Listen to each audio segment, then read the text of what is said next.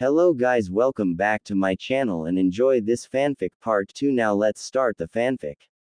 Silence. The room was in complete silence after hearing that Naruto and Tazuna knew each other. After about 5 minutes of awkward silence, the Hokage finally asked the question of everyone's mind minus Naruto and Tazuna. Naruto, how is it that you and Tazuna know each other? Naruto just rubs the back of his head before chuckling sheepishly. Well, GG, it's actually a pretty funny story.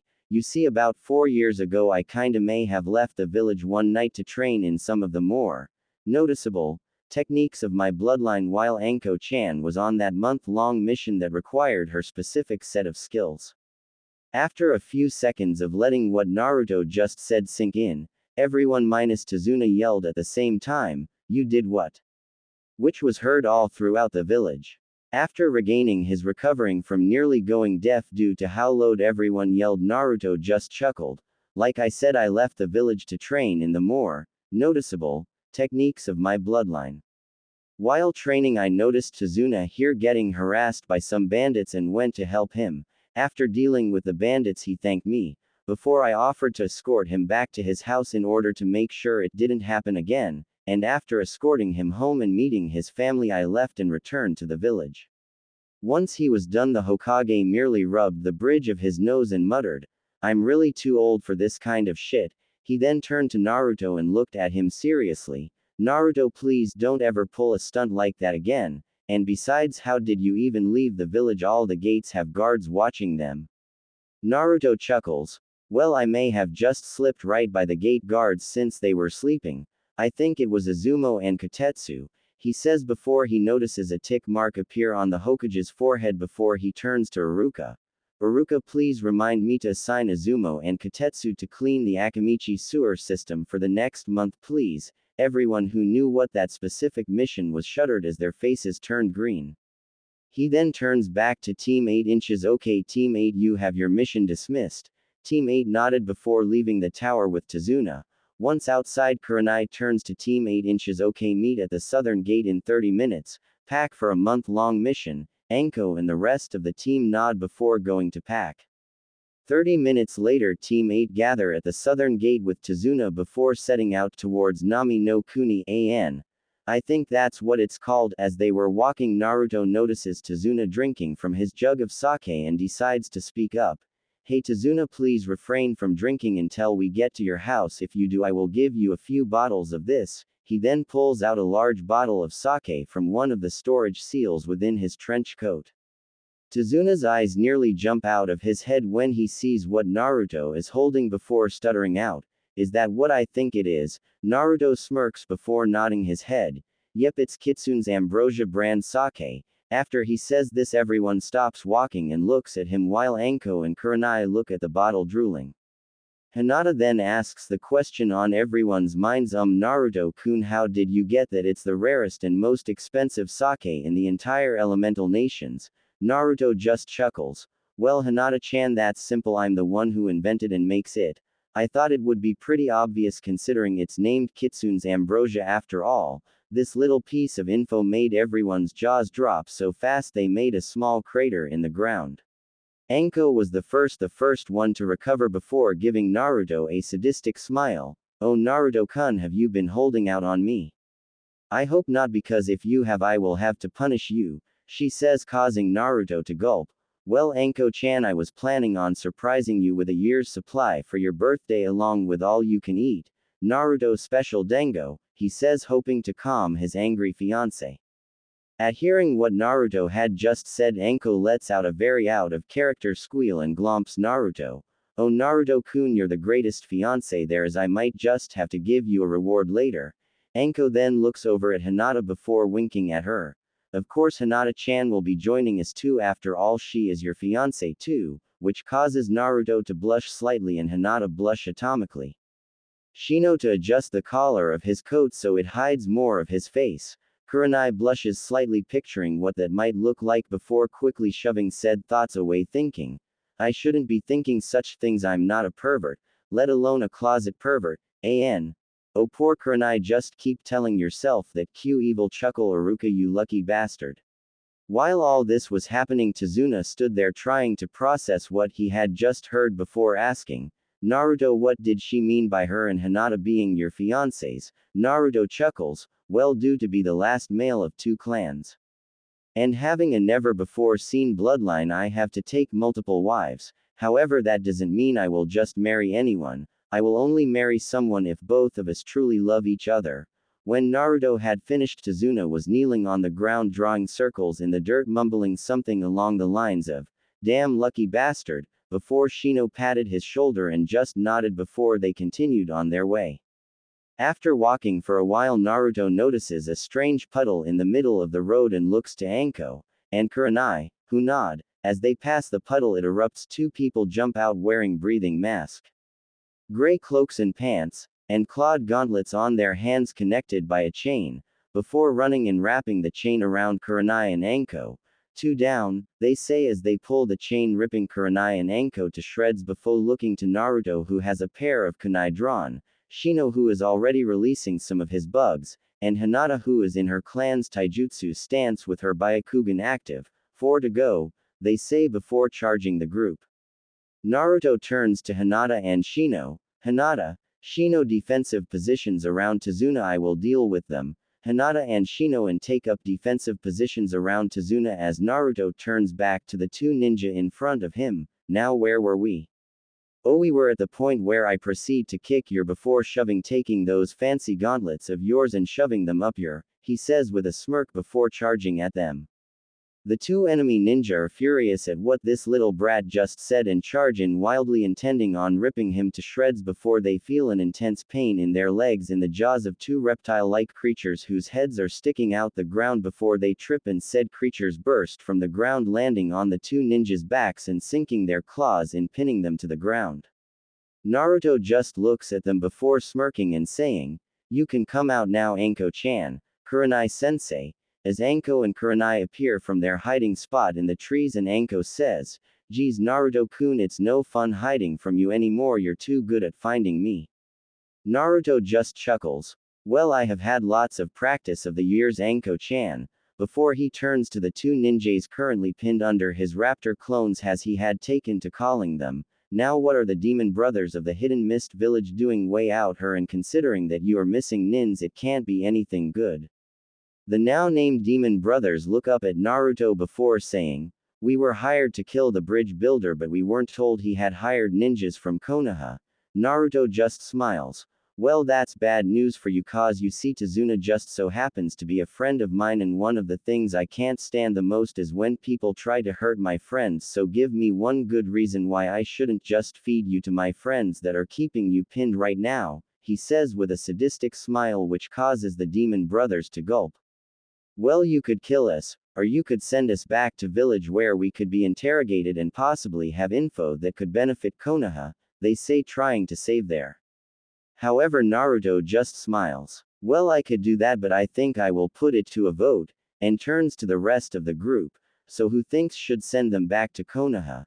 Shino raises his hand. Naruto notices this and nods. Okay, now who thinks I should just kill them?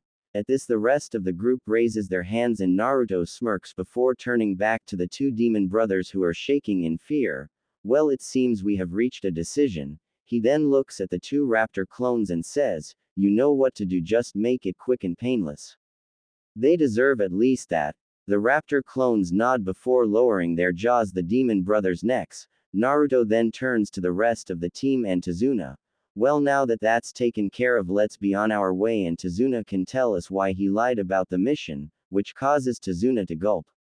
As they resume their journey to Wave, Tazuna explains to the groups how Wave is currently being ruled by a tyrant named Gato, and how he came in 6 months ago, took over Wave and proceeded to bleed it dry economically with a naval blockade, while killing anyone who opposed him. Tazuna then went on to explain how he is building a bridge to connect Wave to Hai no Kuni so that they could open trade with them and without having to worry about Gato's blockade. As Naruto heard all this, he got madder and madder before finally saying, Tazuna, I swear that by the time you finish the bridge and we leave, Gato will be dead by my hands. I'm going to show that little sack of shit what happens when you mess with my friends. Tazuna just looks at Naruto before a few tears come to his eyes. Thank you Naruto. They then hitch a ride on a small boat owned by one of Tazuna's friends before reaching a lake.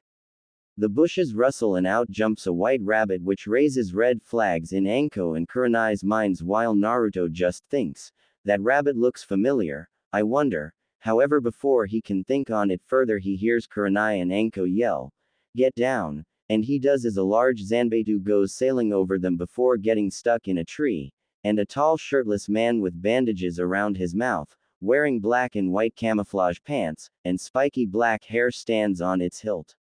The man looks over the group and chuckles.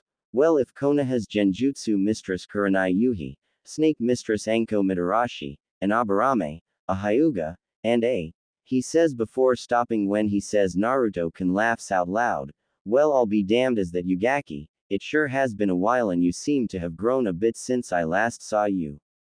Everyone turns to look at Naruto who just rubs the back of his neck sheepishly and chuckles. I thought we would probably run into you after we ran into the demon brothers. It's been a while hasn't it Zabuza? He says shocking them further. Zabuza just laughs again. That it has Gaki, that it has. Silence once again. There was complete silence like back in the Hokage's office after Team 8 just found out that Naruto knew Zabuza for a whole 5 minutes. No one said a word until Anko decided to voice what was on the mind of everyone in Team 8 *- Naruto. Naruto-kun, would you mind telling us how you know Zabuza Momochi? She says in a sickly sweet voice that promised pain if Naruto didn't answer. Naruto just rubbed the back of his neck sheepishly. Well, you know how I said I saved Tazuna and then left to return to the village. Team 8 nods. Well, I may have run into Zabuza here being cornered by some hunter nin from Kiri and saved him, he said, causing everyone to sweat drop. Everyone just looks at him like he has grown a second head before Kurenai just face palms and says, Naruto, we are going to have to tell the Hokage about your actions when we get back to the village.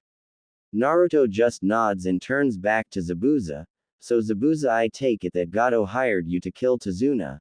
Zabuza just nods. Naruto just sighs. That's what I thought. You do know that Gato will no doubt betray you and refuse to pay you if you kill Tazuna, right? Zabuza nods his head. Yeah, I got that feeling from him when he hired me. He doesn't seem like the kind of person to pay people when they work for him, so what do you want to do? Natuto thinks for a minute. Is Haku around here somewhere? Zabuza nods. Well, have her come on out, there is no use in her hiding anyway. Zabuza just gives a signal and a young woman wearing a blue battle dress and a Kiri Hunter Nin mask appears next to him.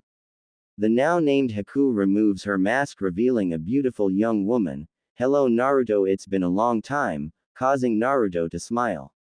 That it has Haku, he says before turning to Zabuza.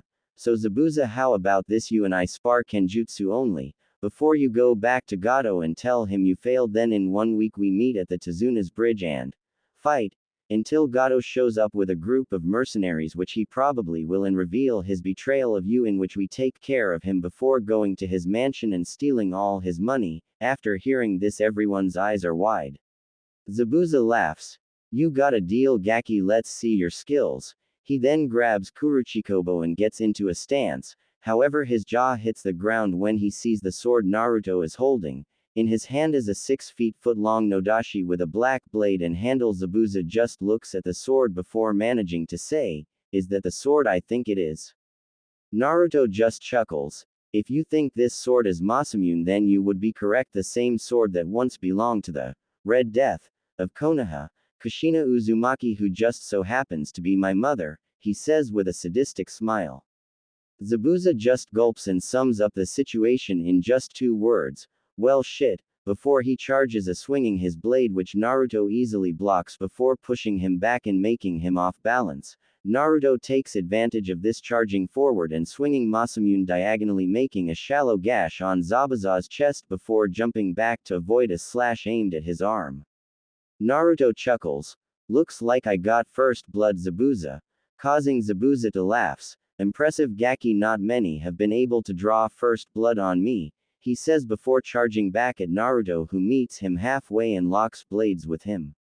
Meanwhile, Team 8 watches on in amazement as Naruto clashes with Zabuza, and as winning Kurenai turns towards Anko and asks, Anko, just how strong is Naruto caused this for a genin, let alone a 13-year-old boy, to be able to fight someone like Zabuza Momochi is just insane. Anko just chuckles at Kurenai's question. Kurenai, you don't know the half of it. Naruto is toying with Zabuza. In all the years we trained together, other than the first few months, I have never seen him go all out, but if I had to guess, he mostly likely stronger than the Sandaime was during his prime and the Yondaime during the Third Shinobi War combined, she says, causing Kurenai's jaw to drop. Kurenai just shakes her head. Surely you're exaggerating, Anko. I mean, yeah, Naruto must be strong, but stronger than both the Sandaime and Yondaime. That just doesn't seem possible, she says, hoping that she is right. Anko just shakes her head. I wish I was Kurenai, but considering that Naruto can make thousands of shadow clones and has been using them to train every day for the past 8 years, and that's not including the training the Kyuubi has been giving him for the past 8 years, makes it hard to believe otherwise. I will say this though, may Kami have mercy on the person who makes him go all out, cause I'm sure he won't, she says, shocking Kurenai even more while scaring her a little at the thought of Naruto going full out after hearing this. Anko and Kurenai turn back to see Zabuza panting with numerous shallow cuts all over his body and Naruto not even winded and uninjured. Naruto looks at Zabuza. Hey Zabuza, how about one more attack and we call it quits for now? Zabuza just nods his head before charging at Naruto, who just slips into a stance before whispering Gatling stab and stabbing his sword back and forth in a rapid fashion. Think Luffy's Gum Gum Gatling from One Piece but with a sword, and you get the picture, while making sure to avoid all of Zabuza vital points. Zabuza falls to the ground with shallow stab wounds covering his body and laughs. Damn Gaki, that was one hell of an attack. Good thing you weren't trying to kill me or I would be dead. Naruto chuckles. Yeah, I have been working on it for some time now and just finished it about a week ago. This is actually the first time I have used it in a fight. Zabuza laughs. Gaki, you keep up the way you are and you're going to be the best swordsman in the elemental nations before you're 20 at this rate, which causes Naruto to chuckle. Haku then walks over and picks Zabuza up. We will see you in a week, Naruto, before leaving in a water shushin. Naruto then seals Masamune in the storage seal on his wrists and looks at Team 8, who just stand there stupefied by his skills, causing him to chuckle. Well, now with that out of the way, how about we go to your house, Tazuna? I'm kind of hungry, and Tsunami's food is delicious, he says, snapping everyone out of their states before they continue on to Tazuna's house. After walking for about 30 minutes, they reach Tazuna's house and he knocks on the door. Before it opens, revealing a beautiful woman in her mid-20s with an hourglass body and D-cup S, wearing a blue kimono that tightly hugs her curves, opens the door. Hello, who's there? She then notices Tazuna. Otu-san, you're home safe, she says before hugging him. Tazuna chuckles. Yep, and it's all thanks to these super ninja from Konoha, he says, gesturing to Team 8, who wave. Tsunami bows before she spots one person in particular and hugs him. Naruto-kun, it's great to see you. She then takes in his appearance and blushes slightly. And you have grown so much. Naruto chuckles. It's good to see you again, Tsunami. You haven't aged a day in the past 4 years, and are still as beautiful as the day I met you, he says. Tsunami blushes. Oh, where are my manners? Everyone please come in, dinner will be ready shortly. Team 8 enters the house and sits down and relaxes as Tsunami goes back into the kitchen, and Naruto going to help her. Anko then turns to Tazuna. How does Tsunami know Naruto-kun? I mean, yeah, he stayed with you guys for a few days, but they seem too close for that, she says with a raised eyebrow. Tazuna takes a swig of the Kitsune's ambrosia sake that Naruto had given him when they entered the house before turning serious. A few days before Naruto left, Tsunami was out in the woods when a couple of bandits showed up and tried to rape her. However, Naruto was nearby and heard Tsunami yelling and rushed to save her and knocked out the bandits before they could rape her, and brought her back home, where he told me what happened and told me he would be back. Everyone had wide eyes as Tazuna told them the story behind Naruto and Tsunami being so close. As Tazuna continued the story, for the next 12 hours Naruto was gone and all we heard were the screams of the bandits. When he came back, I asked what happened to the bandits. He simply said, they won't be hurting anyone ever again. I said, my compies On them I asked what he meant by that and he told me about some of his bloodline and showed me what a compy was and I asked what's so bad about that. He then said, imagine a pack of them slowly tearing you apart tiny bite by tiny bite and eating you alive. Everyone pales and shudders.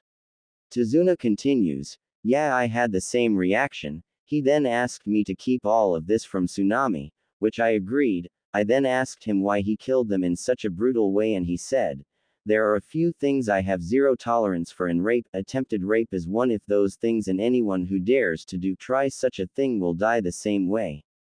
Especially if they try it to someone as kind and caring as Tsunami. He then walked upstairs to make sure Tsunami was okay, and when I went to check up on her later she was asleep in his arms, and he said that she had cried herself to sleep. A few days later after making sure Tsunami was alright Naruto left and returned to Konoha, and about a few months after that I realized that Tsunami had developed a crush on Naruto. Team 8 was shocked that there was such deep reason behind the relationship between Naruto and Tsunami.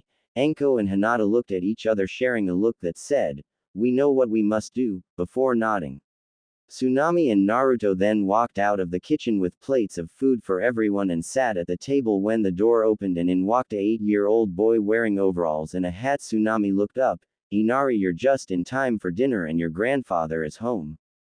The no-named Inari looks up and sees Tazuna and runs over and gives him a hug. Welcome home Gigi, I'm glad you okay. Tazuna ruffles the boy's hair. I missed you Inari. And I got home safely thanks to these super awesome ninja I hired. Inari looks over and sees Team 8 before scoffing until he says Naruto and goes wide-eyed, Naruto ni is that you? Naruto smiles before nodding, yep I'm back, little bro, and here to help Wave get rid of its midget problem if you know what I mean, causing Tazuna and Team 8 to laugh and Tsunami to giggle. Inari runs over and hugs Naruto before crying and Naruto just hugs him back letting him let it all out before Inari falls asleep in his arms and Naruto creates a shadow clone to take Inari upstairs and tuck him into bed before turning to Tazuna and a serious look enters his eyes. What happened to Inari while I was gone Tazuna? When I left he was a happy young boy full of sunshine now he seems broken inside. Tazuna just sighs and tells Naruto what happened with Kaiza. How Inari saw him as a hero, how Kaiza stood up to Gato, how Gato had him publicly executed and Inari saw the whole thing, and by the end the look in Naruto's eyes turned from serious to downright murderous and he said, Tazuna I'm not leaving Wave until I rip Gato limb from limb before ripping him in half, nobody and I mean nobody hurts my little bro, and gets away with it, before he gets up and walks outside leaving everyone to their thoughts before Anko gets up and follows him. Once outside Naruto begins destroying the forest until he senses Anko near him and sighs, I should have come back sooner, if I did then Inari wouldn't have had to go through something like that. Anko just wraps her arms around him and hugs him from behind, there was no way you could have known something like that would happen Naruto so you have no reason to blame yourself, what's important is that you're here now and that's what matters because by killing Gato you can prove to him that there are still heroes in this world, she says as she kisses the top of his head. Naruto turns around and hugs Anko back.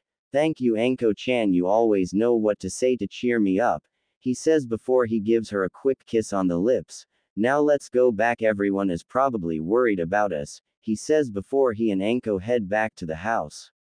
When they reach the house Naruto lets everyone know he is feeling better before heading upstairs to go to sleep and Anko looks to Hinata before they nod their heads and look at Tsunami. Tsunami-san can Hinata and I have a word with you? Tsunami nods her head before following Anko and Hinata outside to sit on the porch.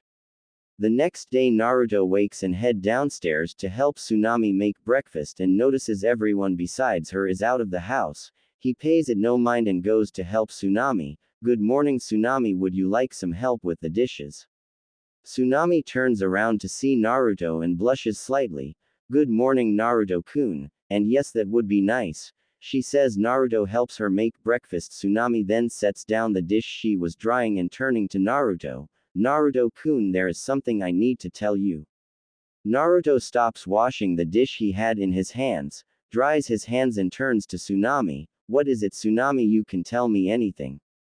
Tsunami takes a deep breath to calm herself. Naruto-kun, 4 years ago you saved me from those men, and for that I will be forever grateful to you. And a few months I realized I had a slight crush on you. However, I thought it was nothing more than a case of hero worship, and tries to forget about it.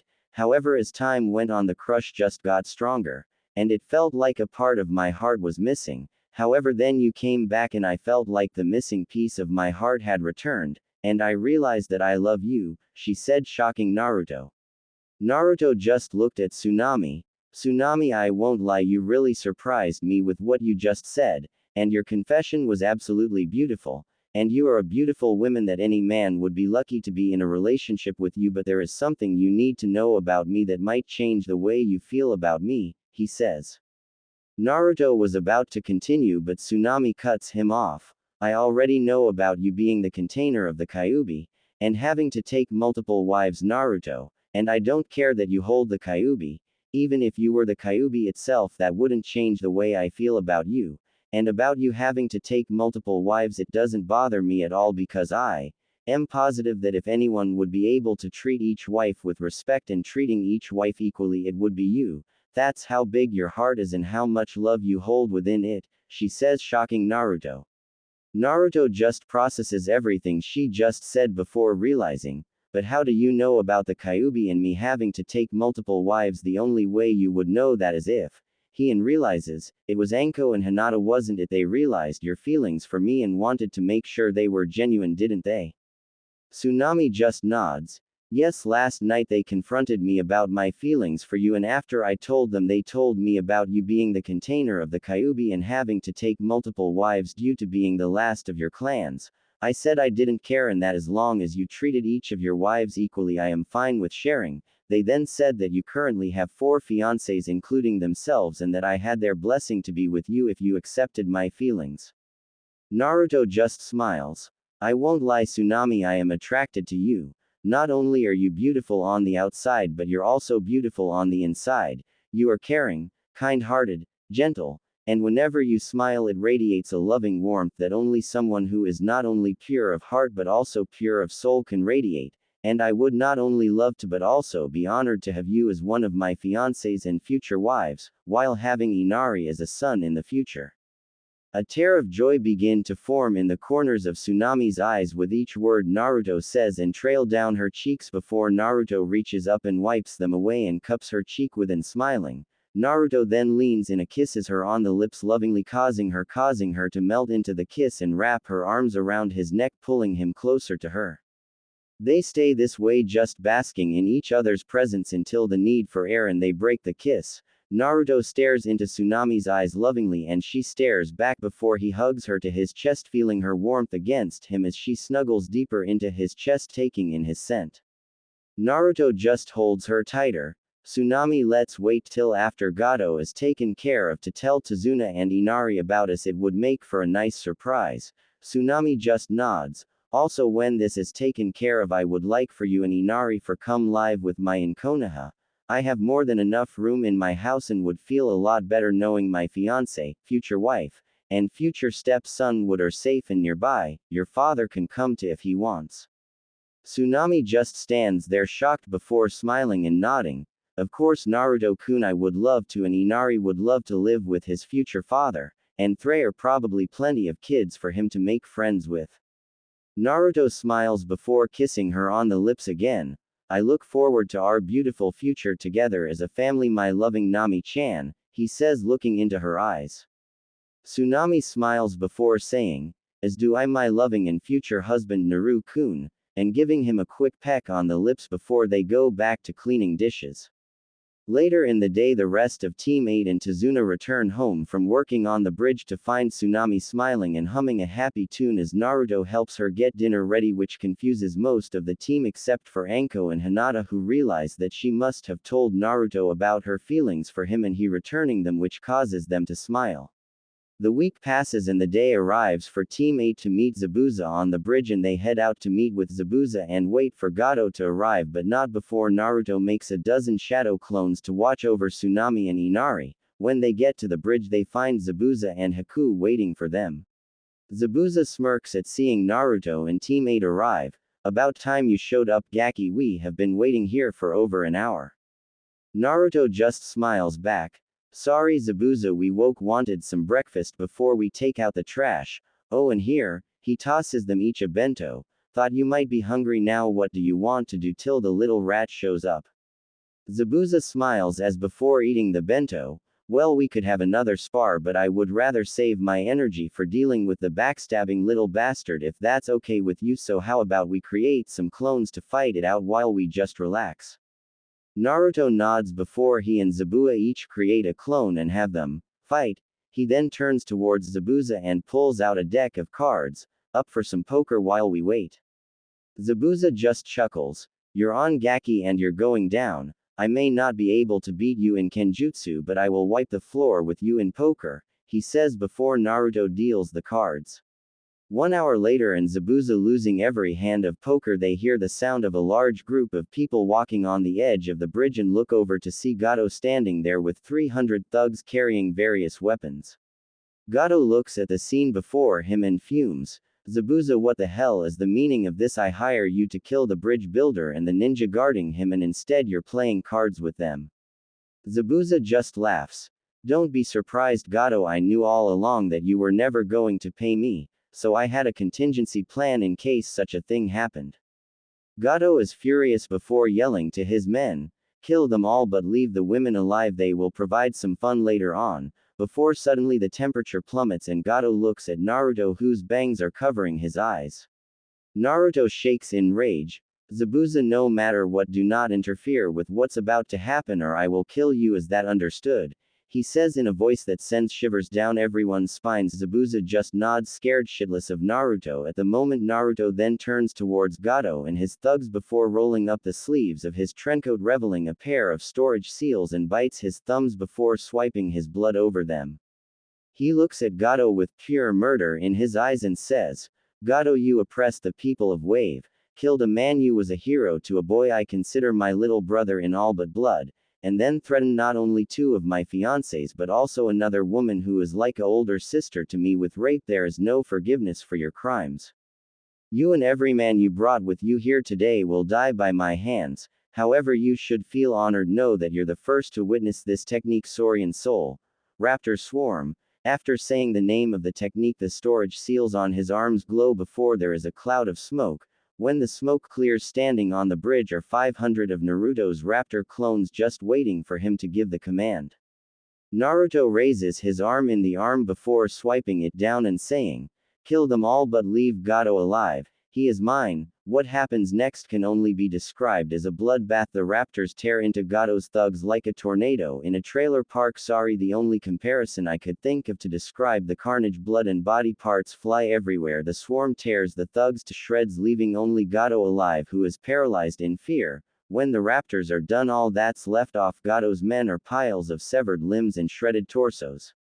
Naruto then walks up to Gato, who begins to beg for his life and ask for mercy, to which Naruto scoffs, sorry, all out of mercy for people like you. All I have in stock is this Saurian style, dual T-Rex execution. Before a shadow clone appears next to him and they both change into his T-Rex Dino form and biting Gato, who is trying to crawl away on the leg, causing him to scream as Naruto flings his head up and releasing Gato, who cartwheels up before falling down, where both Naruto and his shadow clone both catch him in their mouths, half of him in each, as he screams in pain before they rip him in half and throw his severed halves over the edge of the bridge before the shadow clone dispels and he changes back to normal. Naruto spits out Gato's blood that was still in his mouth and says, good riddance and may you burn in hell for all of eternity, you miserable bastard, before turning to see the shocked faces of his team, Tazuna, Zabuza, and Haku, and asks, what, I said I was going to rip him in half when I saw him, and I did. Why are you all looking at me like that? Prompting everyone to sweat drop. Naruto then looks at Zabuza. Hey Zabuza, think you could use a water jutsu to clean all this up? I sense the villagers on their way here and I doubt they want to see this carnage, to which Zabuza just nod and cleans the bridge of all the blood and body parts.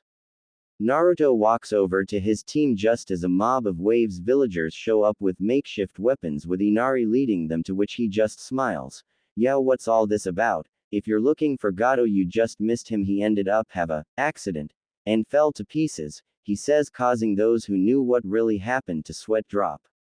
The villagers just looked shocked before Inari says, "You really mean it? Gato is dead?"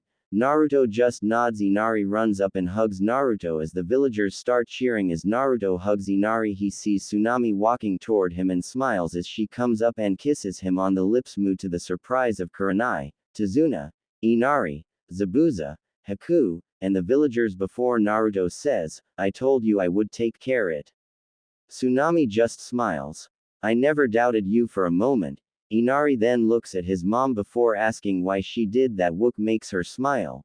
"Well, Inari, Naruto and I confessed our feelings for each other and have decided that you, me, and maybe your grandfather if he wants to will be moving to Konoha after the bridge is finished, where we will be living with Naruto, as I am going to be one of his wives, making him your stepfather," she says, shocking everyone who didn't already know.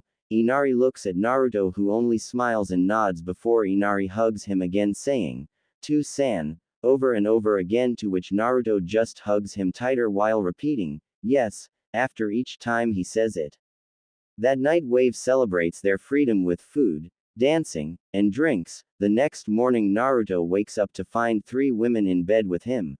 Anko is on his left, snuggling into the left side of his neck. Tsunami is on his right, doing the same as Anko, only on his right side, and Hinata is sleeping on his chest, all 3 of them only wearing their underwear. Naruto smiles before just going back to sleep. Later that day, Naruto, Zabuza, and Haku go to Gato's base and take all his money and the deed to his shipping company, which Naruto signs over to himself. Zabuza takes half of Gato's money and leaves with Haku, saying they are going back to Kiri now that the civil war is over, while Naruto takes the other half and gives it to the people of Wave. Over the course of the month, Tazuna finishes the bridge and Naruto spends time relaxing and growing closer to his fiancées until it's time to leave. Naruto and the rest of Team 8 along with Tsunami and Inari stand at the end of the newly completed and named Great Naruto Bridge, and look at the villagers and Tazuna, who had decided to stay in Wave. Naruto smiles. "Well, I guess this is it, Tazuna. See you around. Oh, and check on the kitchen table, I left you a present." Tazuna nods before telling Naruto to take care of his daughter and grandson, to which Naruto agrees and they set off back to Konoha. Naruto looks at Inari and smiles. "So Sochi, are you ready to head to your new home?" Inari just nods. "Good, and don't worry about making friends. I know a few kids who would love to be friends with you." Inari smiles. "I'm not worried too, San, and I can't wait to see our new home," causing everyone to smile, while Anko, Hinata, and Tsunami think he will be a great father in the future, which causes them to blush at the thought of children with a combination of features belong to Naruto and themselves running around the house. Naruto meanwhile smiles and thinks, "Akane-chan, our family keeps growing and I couldn't be happier." Akane just smiles from within the mindscape and says, "That it does, kid, and I'm sure your parents are looking down on you with smiles on their faces at how poor they are with you." Naruto smiles and looks to the sky and swears. He says his parents' faces smiling at him, and "I'm sure they are, Akane-chan, I'm sure they are," before continuing towards Konoha with a smile on his face. Team 8, Tsunami, and Inari had arrived at Konoha, and after checking in had went to the Hokage's office give their mission report on the mission to Wave, and after knocking on the door and being told to enter, they now stood in front of the Hokage. Anko and Kurenai snap off a quick salute. Team 8 reporting in on a successful mission to Wave. "Hokage-sama," Anko says with a smile on her face.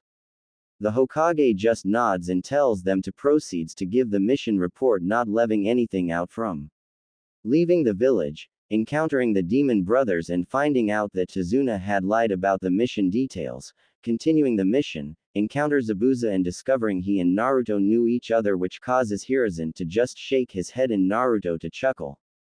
Arriving at Wave, meeting Zabuza at the bridge and them waiting for Gato to arrive, interrupted at this point and had Tsunami and Inari wait outside before continuing the report, and how Naruto slaughtered Gato and his men, recounting every single little bloody, gory detail, and by they finished the Hokage looked a little green, and the hidden Anbu had all rushed into the office's bathroom and were emptying the contents of their stomachs into the toilet sink and shower. The Hokage looks at Naruto, Naruto, did you have to report every single detail about how you dealt with Gato? He asks. Naruto just nods his head. Yes, nobody messes with my precious people, and by reporting how I dealt with Gato and his men in all its graphic details, it will send a message to anyone who thinks about trying to hurt those precious to me, and that message is. A murderous look enters his eyes before he says, try to hurt my precious people and I will tear you limb from limb before ripping you in half, in an emotionless voice sending shivers down everyone's spines while Hinata and Anko get a little turned on. Naruto then walks over to the door and tells Tsunami and Inari to come back in before the three of them return to standing in front of the Hokage, who looks at them. Now who might you two be? He asks. Tsunami and Inari bow. My name is Tsunami and this is my son Inari, she says, causing the Hokage to smile. Naruto then holds Tsunami's hand and says, during the mission Tsunami and I were reunited due to her being Tezuna's daughter and us meeting when I saved him 4 years ago, and after talking Tsunami revealed her feelings for me and I accepted them because I felt the same way and have for the past 4 years but thought they were one-sided, so never let anyone know about them, and she agreed to be one of my fiancés and future wives, while Inari would be my stepson, he finishes with a smile. Hiruzen just smiles. Well, congratulations Naruto and Tsunami, I wish the both of you along with Anko, Hinata, Tsume, and any other future wives the best for the future, he says, causing Naruto to smile while Anko, Hinata, and Tsunami blush. Naruto rubs the back of his and smiles. Thanks GG, but if we're done here I would like to head home and show Tsunami-chan and Inari around their new home, he says, to which the Hokage just nods his head and dismisses them before they leave. Once outside the Hokage's tower, Kurenai and Anko turn to the team and pull out some forms before Kurenai says, the Chunin exams are in a week and we will be nominating the three of you, however it is entirely your choice if you wish to compete, however if you do decide to compete you need to fill out these forms, and head to room 301 at the academy, before handing each of them a form and leaving. Shino nods his head to his fellow teammates and leaves himself before Naruto turns to Tsunami and Inari. Now with the boring stuff out of the way, how about Anko-chan, Hinata-chan and myself show you two around the village before we head home, he says before Tsunami and Inari smile and nod.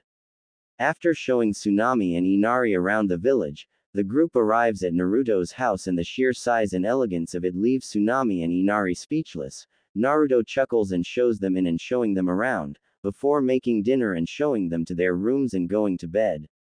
A week had passed since Team 8 along with Tsunami and Inari had returned to Konoha, and Naruto had spent the week spending time with Tsunami, taking her out on dates and getting to know each other better. He had introduced Inari to Konohamaru and his friends Moegi and Udon. The four had become fast friends and Inari even developed a little crush on Moegi, which Naruto, Anko, Hinata, and his mother had enjoyed teasing him about. Naruto had also taken Anko, Hinata, and Tsume out on a few dates as well, which consisted of all-you-can-eat, Naruto special dango, with a bottle of Kitsune's ambrosia, while relaxing on top of the Hokage monument watching the sunset. His date with Hinata consisted of a picnic in a field of flowers, and after Hinata tasted the cinnamon buns he had made for her, she jumped into his arms and they just sat there for a while enjoying each other's warmth and presence. Naruto's date with Tsume consisted of a heated game of tag in the Forest of Death, followed by Naruto cooking a wild boar he had caught earlier that morning and them enjoying the meal and learning more about each other, and Tsume telephoning Naruto about Kiba's reaction when she told him and her daughter Hana that she was engaged to him, which caused Naruto to laugh before he walked her home. Today was the day of the Chunin exams and Naruto along with Team 8 were on their way to the academy where the first test would take place when they turned a corner to see Konohamaru being held up by a boy wearing a black cat suit, and a blonde girl with a large fan on her back. The blonde girl turns to the boy, "Come on Kanoru, just let the kid go, we don't want to get in trouble." The now named Kankuro just tightens his grip on Konohamaru. "In a minute Tamari, this little brat ran into me and he's going to pay for it." The now named Tamari just shakes her head before noticing Naruto and his team walking toward them. Naruto walks up to Kankuro. Excuse me, Nako-chan, can you let him go? If you do, I will give you some catnip, he says, causing Team 8 to chuckle while Tamari giggles. Kankuro drops Konohamaru and looks at Naruto. What the hell did you just say to me, you little punk? He says with his eye twitching. Naruto just cleans his ear with his pinky before pulling out a small bag with some catnip in it. I asked you let Konohamaru go, and if you did I would give a bag of catnip, Nako-chan, and because you were a good kitty and did as I asked, here is your reward, he says before tucking the bag of catnip into a pocket on Kankuro's shirt, causing everyone to break out in a fit of laughter minus Kankuro, of course. Kankuro's nearly busts a vein and reaches to grab the object wrapped in bandages on his back. Tamari notices this. Kankuro, are you crazy? You can't bring Crow out here. You know what will happen if Gaara finds out, she says, trying to talk some sense into him. Kakuro just looks at her and says, I don't care, Tamari, this bastard thinks he can just insult me and get away with, well, I'm going to teach him a lesson. Before he feels something cold and metal on his throat and looks down to see a kunai held to his throat and Naruto behind him holding its handle. Naruto chuckles. Now Nako-chan, if you keep being a bad kitty I will have to punish you. His voice then takes an icy tone. And that is not something you want me to do. Besides, I think your sandy friend in the trees is either disappointed in you or just mad. It's a little hard to tell. Kankuro freezes at hearing what Naruto just said before turning to see a red-haired boy with green eyes, a tattoo over his eye that reads, Love, in kanji. On his back is a large gourd, and he is wearing a tan shirt and pants. Kankuro gulps. Hey Gaara, we were just. The now named Gaara interrupts him. Kankuro, you are a disgrace to the village, now shut up or I will kill you. Gaara then turns to look at Naruto. I apologize for my brother's actions, I am Sabaku no Gaara. Naruto smiles. It's not a problem, I'm Naruto Uzumaki Namikaze by the way, and these are my teammates Hinata Hyuga and Shino Aburame, he says, gesturing to Hinata and Shino. Are you competing in the Chunin exams too? Naruto asks. Gaara nods his head. Yes, my team and I will also be participating. Gaara then grabs his head like he is in pain. Mother says you are strong, Naruto. Killing you will prove my existence. He then looks to Tamari and Kankuro. We're leaving. The three then leave. Naruto stares at them as they leave before looking at Konohamaru. Well, that was interesting. Now Konohamaru, run along, Hinata-chan, Shino, and I have to get to the academy for the first exam. Konohamaru nods and leaves. Naruto turns to Hinata and Shino. Come on, let's get going, we don't want to be late. Hinata and Shino nod before continuing on their way to the academy. As they're walking, Naruto thinks about his encounter with Gaara and how something felt off about him when he hears Akane get his attention. Naruto, be careful around that Gaara kid, he hold the Aikibi Tanuki Shukaku within, she says, shocking Naruto. Naruto nods his head. Are you sure, Akane ne-chan, because if you right then we might have a big problem and something might be going on, because it seemed like he isn't able to sleep and Shukaku might be influencing him, and the fact that Suna would send an unstable Jinchuriki to another village and have him participate in the Chunin exams seems fishy.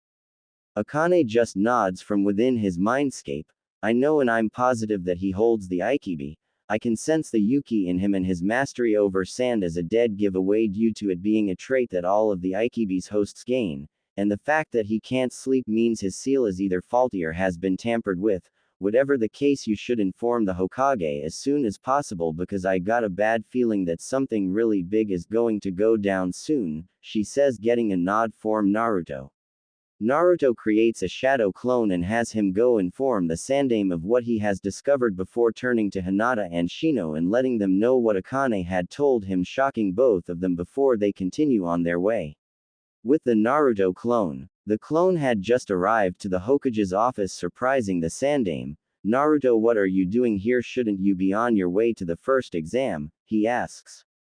The clone nods. I'm just a clone, GG. The boss sent me here to inform you about some disturbing news that he came across about one of the genin from Suna that Akane confirmed, he says, shocking the Hokage.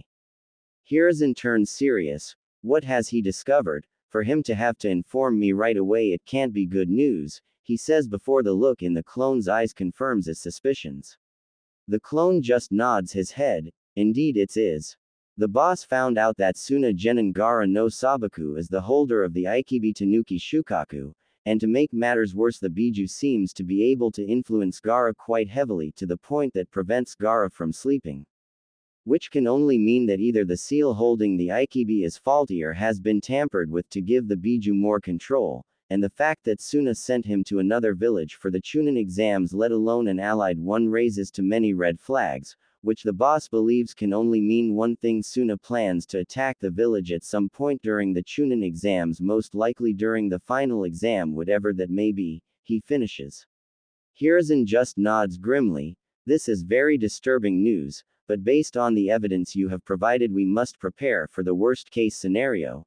Naruto, do not tell anyone other than your teammates about this information. We can't have our possible enemies know that we know about their plans, or they might strike sooner. I will discuss what actions we shall take. The clone nods before dispelling, leaving the Hokage to his thoughts as he stares out the window. Naruto, once again you surprise me. This possible threat you have discovered might just save a lot of lives, and for some reason I believe that includes my own, before he snaps out of his thoughts and tells his secretary to inform the clan heads for an emergency meeting. Naruto blinks as he receives the memories of his clone and tells Shino and Hinata what he and the Hokage talked about, shocking them before they simply nod and enter to find a 3 genin arguing with some other genin about letting the pass so they can take the exam, and Naruto chuckles recognizing them. The first is girls wearing white top and brown shorts, and black shinobi sandals, and had 2 large scrolls on her waist. This was Tenten Higurahi, a weapons expert and the only kunoichi of Team 9. The next was a boy with a bowl haircut and huge eyebrows, wearing a full-body green spandex jumpsuit, with orange arm and leg warmers. This was Rock Lee. Finally, there was a boy with waist-length black hair, and pupil-less white eyes that were signature to the Hyuga clan. He wore a whitish-gray shirt and pants. This was Neji Hyuga, Hinata's cousin. Naruto looks at them for a second before getting their attention. Hey Tenten, Neji, Lee, come over here for a second, he says, surprising them before they walk over to him. Neji walks up to Naruto and bows. Hello Naruto-sama, how are you today? He asks, causing Naruto to sigh. Naruto just rubs the bridge of his nose. Neji, how many times have I asked you to not call me Naruto-sama? You know I don't like being called it, causing Hinata, Tenten, and Lee to laugh before he continues. Anyway, that's not room 301, it's room 201. The 2 guarding it are actually the Eternal Gate guards, Azumo and Katetsu. They placed a genjutsu on the sign to weed out the weaker applicants, he says, getting shocked looks from Team 9 as they realize he is right. Naruto then gains a sadistic smile. However, that doesn't mean we can't have a little fun with them. Just play along and you will see something really funny, he whispers before raising his voice so that everyone could hear him. Did you guys hear that all of the female Anbu had their panties stolen from their houses last night? Apparently they have been searching everywhere for the culprit. However, I told them that I saw the gate guards Azumo and Katetsu leaving one of their houses late last night, and they have been looking everywhere for them. In fact, the only place I think they have left to look is this building, he says, causing a few people to chuckle. Meanwhile, Azumo and Katetsu paled at hearing this, knowing that even though they didn't steal any panties, the female Anbu wouldn't believe that and would still beat the shit out of them, so they decided to do what any sane man would do in their situations, run for their lives, and immediately dropped the genjutsu and ran. Naruto and everyone else in the room started laughing at this before walking up the stairs to the exam room, but just as they are about to enter, Naruto hears a familiar voice. Hello Naruto-kun, it's been a while. Naruto turns around to see a trio of genin from Kumo standing behind him and smiles, recognizing them. The first is a tall 16-year-old redhead with dark skin and green eyes, wearing a white and gray battle dress that goes down knees, black socks that go up to her shins, black sandals, and a white bandana. Strapped to her back is a sheathed katana. This person is Karui. Next to her stands a 16-year-old boy with white hair, brown eyes, wearing a gray and white shirt, red pants with white X's on them, red socks, and black shinobi sandals. He had a sheathed katana strapped to his back and was on a lollipop. His name is Omoi. The final person and the one that said hello to Naruto was a 16-year-old girl with short blonde hair and blue eyes. She wore a gray open V-cut shirt that showed with a fishnet shirt underneath that showed of a decent amount of DD cup S, a gray skirt that went down to her mid-thigh, black socks that went up to her kneecaps, and strapped horizontally to her lower back was a sheathed tanto. This person was Samui, and another of Naruto's fiancés. Naruto smiled at Karui and Omoi before turning to Samui and pulling her into a hug and kissing her on the lips. Surprisingly, Tenten, Shino, and Samui herself a little before she closed her eyes and meddled into his embrace, kissing him back. When they broke apart, Naruto smiled as he stared into her beautiful blue eyes. "I missed you, my queen of cool," he said, causing her to blush a little. Samui recovers from her blush and smiles. "And I missed you, my king of heat," she says before kissing his cheek. Tenten, who had just recovered from her shock at Naruto and Samui's public display of affection PDA, then asked the question that was on the minds of everyone who didn't already know how Naruto and Samui knew each other. Naruto, what's all this, and how do you know these Kumo ninja?" she says, gaining nods from Shino and Lee. Naruto chuckles. "Well, Tenten, I'm old friends with Karui and Omoi, and Samui here is one of my fiancés," he says, gaining another shocked look on the faces of those who didn't already know. Naruto, seeing this, chuckles and decides to explain how Samui became one of his fiancés. "It all started with Hinata's attempted kidnapping when we were 5 by the Kumo ambassador. I was the one to save Hinata-chan that night. However, it turned out that the ambassador was actually a Kumo shinobi given a mission by the village's council behind the Raikages back to gain the Byakugan," he says, shocking everyone who didn't know the full details of that night. Naruto smiles and continues, "Well, after I saved Hinata-chan, and the Sandame informed the Raikage of what had happened, the Raikage was pissed and immediately took care of Kumo's council, before sending a letter back to him with his apologies for what had happened, and letting him know that he would be coming to the village to discuss how to deal with the aftermath of the attempt, along with wanting to meet the boy who was able to take down one of his joinin at such a young age." Naruto takes a breath before continuing, "A week later, the Raikage showed up along with Samui, Karui, and Omoi met with the Hokage and myself to discuss reparations. When the Raikage saw me, he immediately recognized me as the son of the Yondaime, who was his rival in speed and one of his closest friends after the end of the Third Shinobi War, came up with a way to not only cover the aftermath of the kidnapping attempt but also strengthen ties between our villages." Naruto takes another deep breath before continuing, "He proposed an arranged marriage between Samui-chan and myself. However, I told him that I would not marry unless it was out of love, and would not force Samui-chan into a marriage with someone she just met, which shocked her that someone she just met would fight for her happiness. However, Samui came up with the idea for us to get to know each other first, and if we ended up falling in love with each other, then we would get married. So for the week that the Raikage was here, the two of us got to know more about each other, before she left." Everyone is enthralled with Naruto's story as he continues, "After she left with the Raikage, Karui, and Omoi, we communicated through letters, and would meet whenever the Hokage went to Konoha or the Raikage would come here.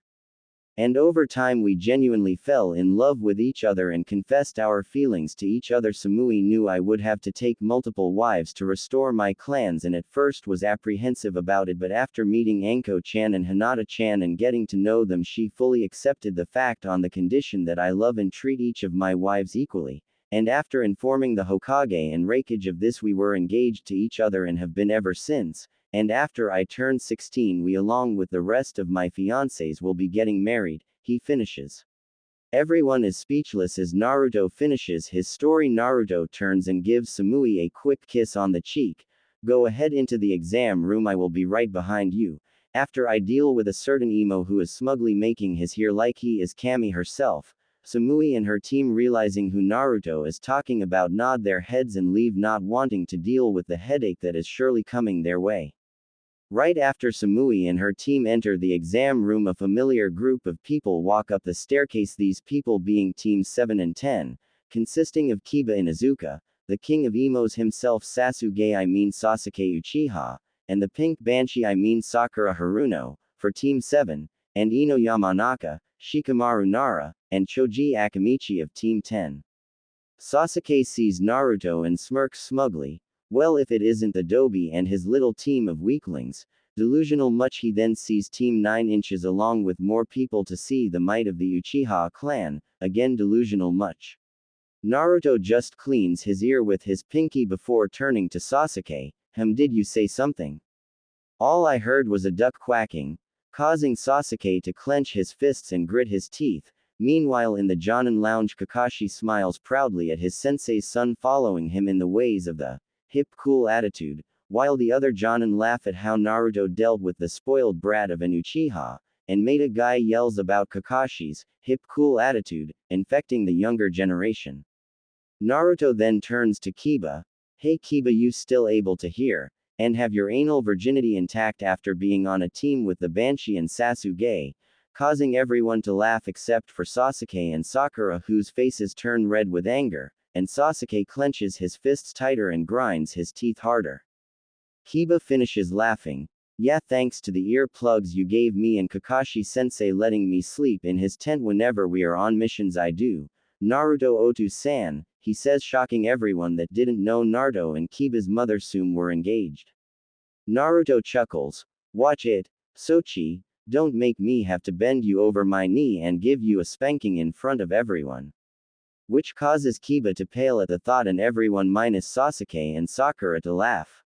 As everyone laughed, a tall teen with silver hair and glasses wearing a gray shirt, green pants and sandals, and a Konoha hate walks up to the group and adjusts his glasses before saying, "You may want to keep it down, there are a lot of teams here that would love to take out a bunch of green genins like yourselves." He then smiles creepily, which sets off a red flag in Naruto's head before he notices that this guy reeks of snakes, and considering there are only two people who can summon snakes and one of them is a traitor while the other his Anko-chan, it raises another red flag in his head. Kiba then speaks up. Well, who the hell are you? Voicing the question on many of the genins' minds. The cyber-haired teen just smiles. My name is Kabuto Yakushi, and like you I am here for the Chunin exams. I even have information on many of the people participating. Sasuke's eyes light up. I want information on the kid in the green spandex and Naruto Uzumaki. A little glint comes to Kabuto's eyes as he pulls out a stack of ninja info cards and channels chakra to one that is labeled Rock Lee. Okay, first is Rock Lee. He is a part of Team 9 under Maida Guy. His teammates are Neji Hyuga and Tenten Higurashi. He has been on 69D rank, 24C rank and 1B rank mission. He is unable to use ninjutsu and genjutsu, however his skills in taijutsu are at least low jonin levels. He finishes. Kabuto then smiles. Now I don't have any information on a Naruto Uzumaki, however I do have information on a Naruto Uzumaki Namikaze, he says, causing Sasuke to growl, and Kabuto to smirk before continuing. He is the only child of the Yellow Flash, and Yondaime Hokage Minato Namikaze. And his wife the Red Death, Kushina Uzumaki. He is part of Team 8 under Kurenai Yuhi and Anko Mitarashi. His teammates are Hinata Hyuga and Shino Aburame. He has been on 120D rank mission, 1C rank and 2A rank. Sasuke seethes in anger at finding out that the Dobi has been on 2A rank missions while he has only been on 1C rank. Naruto grabs the card out of Kabuto's hand and looks at the info on it before another red flag is raised in his head at how detailed it is, and most of the info on it is only known to the Hokage before. Glaring at Kabuto, this is pretty detailed, especially the fact that one of those A-rank missions was only known to the Hokage and myself and was classified in the Hokage's personal copy of missions. Add into the fact that the info on my skills, while not even cover a quarter of what I can actually do, is still more detailed than it should be, and much of the info on it is also classified, which no one other than the Hokage should have access to, let alone some random genin, raises a lot of red flags. Kabuto gulps but is suddenly slammed into the wall and pinned there by Naruto, whose eyes turn murderous. Add to the fact that you reek of snakes and there are only two people who have the access to that specific summoning contract, one who is a traitor to the village, and the other who I know for a fact you have never been in contact with, makes me believe that you are a spy sent to this village to gain information for aforementioned traitor, he says, causing Kabuto's eyes to widen before Naruto knocks him out. seals his chakra with a seal tag, and tying him up, leaving everyone shocked. There is a cloud of smoke at the head of the exam room, and when it clears, a group of chunin with clipboards, and a tall scarred man wearing a long black trench coat are standing there. The man in black looks at the genin gathered and smirks before he notices Naruto standing over Kabuto.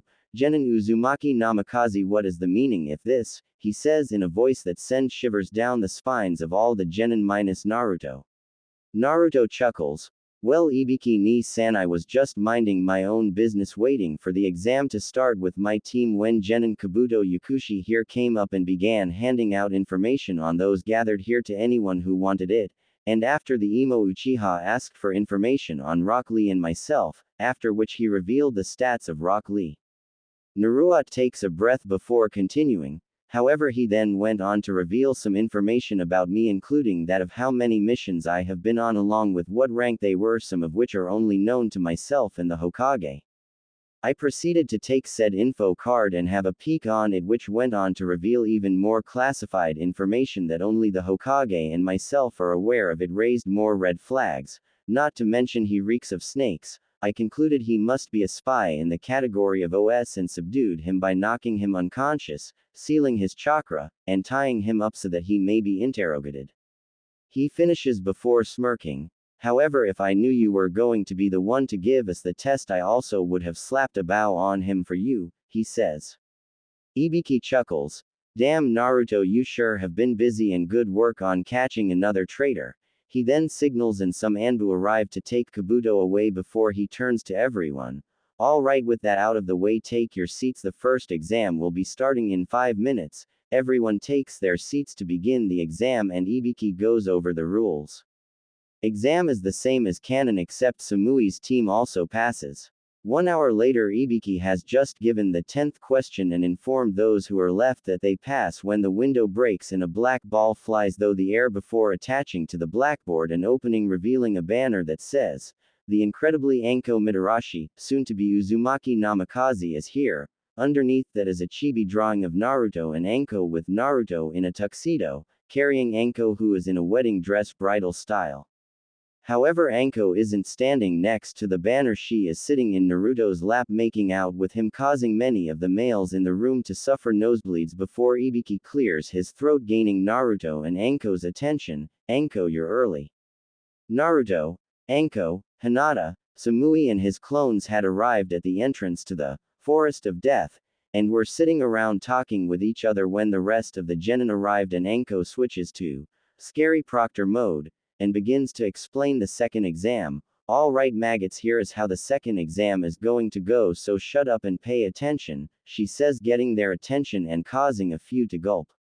Anko notices this and smiles sadistically before pulling out 2 scrolls. These are Heaven and Earth scrolls, and each team will be given one of the 2, after which you will need to acquire the type of scroll you do not have and make it to the tower in the center of the forest. However, you only have 5 days to do so before you and your team is disqualified, she says, getting shocked looks.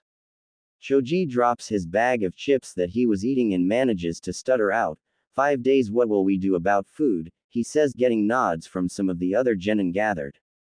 Anko smiles and says, there are plenty of edible plants and animals in the forest for you to eat, however most of they will also try to eat you, before laughing evilly.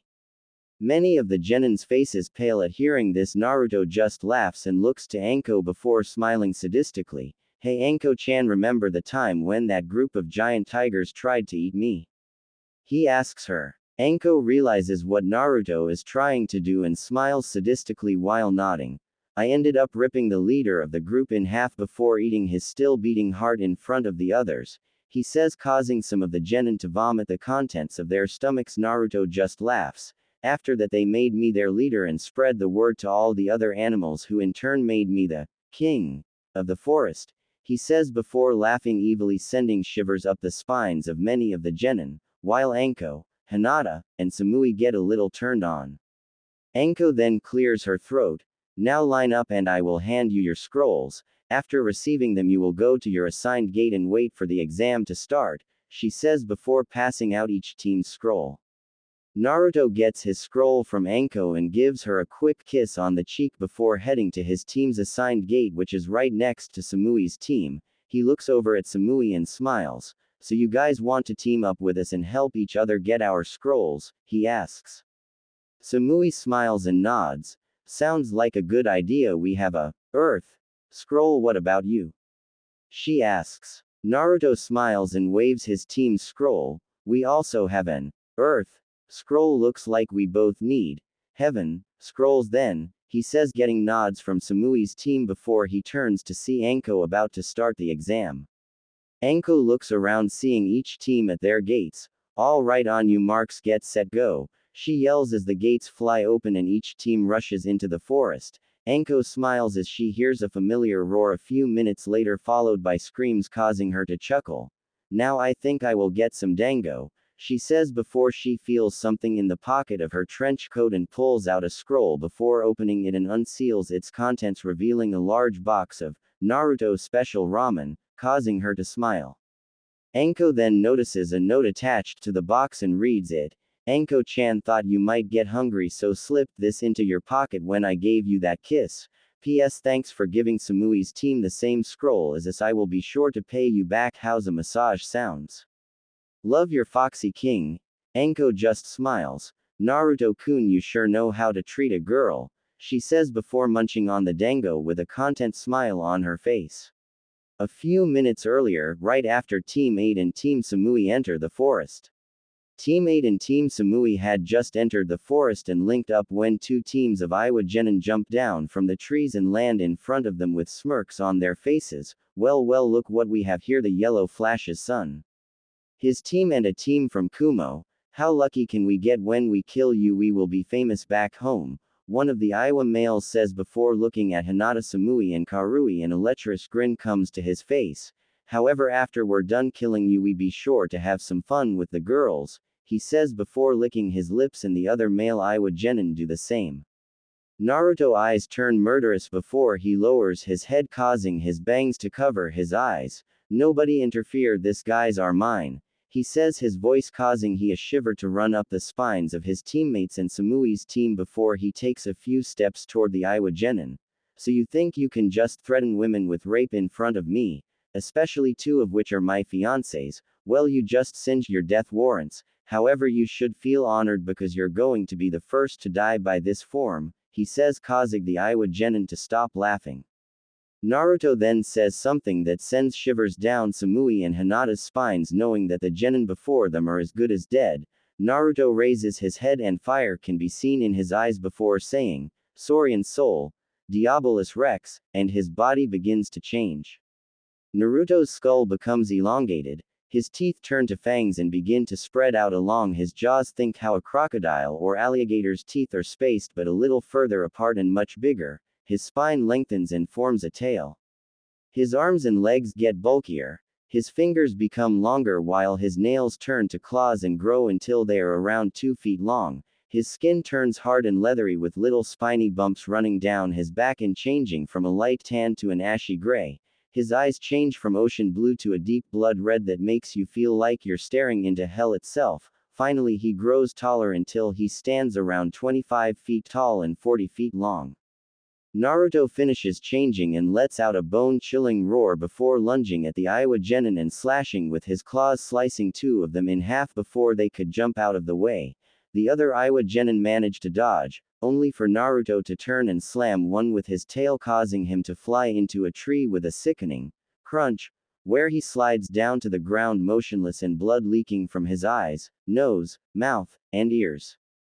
The reaming team of Iwa Genin look on in terror as this creature wipes out their comrades before snapping out of it, and the leader of the team looks to his teammates. Get it together and let's kill this thing, he says, getting nods from his teammates only for one of them to be grabbed. Naruto grabs the Genin with both of his claws and rips him in half, scattering his blood and guts all across the forest floor before throwing the halves of his body to the side where they slam into the ground with a squelch. He then turns and grabs another of the Iwa Genin before throwing him in the air before catching him in his mouth and biting him in half. The remaining Iowa Genin looks on in horror as not only his fellow team but also his team is slaughtered by this monster in under minute before it turns to look at him with blood dripping from its mouth and claws, its blood-red eyes freezing him in place before he begs for mercy. Please spare me. He then pulls out an earth scroll and puts it down on the ground. Here, take our scroll, just please let me live. He continues to beg, praying to Kami that he would be spared. Naruto just stands there looking down at the Iowa Genin who threatened women with rape in front of him, two of those women being his fiancées while the other is a close friend, beg for his life before taking out a heaven scroll and laying it on the ground before continuing to beg for his life. Naruto reached out and gently rolled the scroll out of the way with one of his claws before reaching out and grabbed the Iowa Genin and lifted him up, bringing him up to his jaw level. Naruto then squeezed the Genin, causing him to scream in pain before Naruto crushed his rib cage, causing it to pierce his lungs and heart. He then began to open his mouth wide and dislocated his jaw, causing it to rest at a 45-degree angle before he placed the rapidly dying Genin into his mouth and closing it, swallowing him whole. Naruto then let out a bone-chilling victory roar. Think the roar the T-Rex lets out at the end of the first movie, or the one the T-Rex lets out after breaking out of the cargo ship and standing on the rocks facing Los Angeles in the second movie before he changes back to normal, wipes the blood of his mouth and hands, and picks up the scroll the Iowa Genin tried to beg for his life with, which turned out to be a heaven scroll, and turning to the others. Naruto just looks at them. Nobody, and I mean nobody, threatens women with rape in my presence, especially not women who are my fiancés or close friends, he says before searching the other dead Iowa Genin for their other scroll and finding it on one of the Genin he slashed in half when he first attacked and throwing it to Samui. Samui catches the scroll and looks at it and sees it is also a heaven scroll before a small smile comes to her face and she tucks it into her pocket before walking over to Naruto and hugging him before she gives him a quick kiss on the cheek. Thank you, Naruto-kun. Even though we were perfectly capable of protecting ourselves, it was still very cool of you to protect us like that, she says with a loving smile. Naruto wraps his arms around Samui's waist. I know you could, Samui-chan, but what he said was unforgivable and he deserved to die in a horrific way, and what better way than eaten alive, he says before kissing her lips, causing her to let out a small moan and wrap her arms around his neck. Naruto breaks the kiss and smiles at Samui lovingly before kissing her forehead and letting her go, and turns to see Hinata pouting slightly, causing him to chuckle and walk over her before wrapping his arms around her waist and smiling. No need to pout, Hinata-chan, I'd never forget about you, he says before kissing her like he did Samui and her reacting the same way. After breaking the kiss with Hinata and kissing her forehead, he turns to the others. Well, now that we have our scrolls, how about we head to the tower? He says, getting nod from everyone as they set off for the tower to finish the second exam. After running for about an hour, Naruto senses something wrong and alerts the others. Hey guys, I sense something a little ways off to the left. You head to the tower, I am going to check it out. Everyone reluctantly nods and heads off to see what he sensed. After running for a few minutes, Naruto hears a scream and runs faster. He comes across a clearing and sees a girl with red hair and glasses, wearing a purple top, black skirt, black socks going up to her knees, and a pair of black shinobi sandals, sitting on the ground shaking as a huge bear with brown fur stands on its hind legs about to kill her. Naruto jumps down in between them and glares at the bear. Winnie the Pooh, what the hell do you think you are doing? The bear stops what it's doing and immediately lowers itself down as far as it can and lets out a low growl, causing Naruto to just shake his head. I don't care if she woke you up from your nap, what have I told you about harming women? He asks, still glaring. The now named Winnie the Pooh just lowers itself closer to the ground and lets out a series of low growls, causing Naruto to nod his head. That's right, you can only attack a woman if they attack you or your cubs first. Now go back to your den and think about what you have done, or no. Special honey, for a week I am clear, he says as if he was scolding a child. Pooh just nods his eye quickly before running as fast as he can to his cave, not wanting to risk not being allowed to have the special honey for a week. Naruto nods his head before turning the girl behind him, smiling and extending his hand to help her up. Are you alright? He asks, causing the girl to blush a little. Karen just looks at the boy who appeared out of nowhere and stopped the bear from killing her before scolding it like a parent scold their child before the bear runs off, and he turns to her smiling with his hand outstretched to help her up, causing her to blush slightly as he asks if she is alright. Karen can only nod as he helps her up before she dusts herself off and adjusts her glasses. Yes, I am. Thank you for saving me from the bear. My teammates left me behind and ended up getting eaten by some huge leeches, she says. Naruto only chuckles. Don't worry about it. I'm just glad I got here in time, he says with a smile causing her to blush slightly. I'm Naruto Uzumaki Namikaze, by the way. What's your name? He asks with a smile. Karen blushes at his smile before she realized what he said. Wait, did you say your last name was Uzumaki? She asks with hope in her eyes. Naruto nods. Yes, my mother was Kushina Uzumaki, but when she married my father Minato Namikaze, she changed it to Uzumaki Namikaze. Why? He asks, a little curious as to why his last name would be so important to her. Karen just smiles. My name is Karen Uzumaki, she says, causing Naruto's eyes to widen. Naruto looks at her for a second and gets a good look at her, and when it hits him, that specific shade of red hair, it's unique to the Uzumaki clan. She is part of my mother's clan.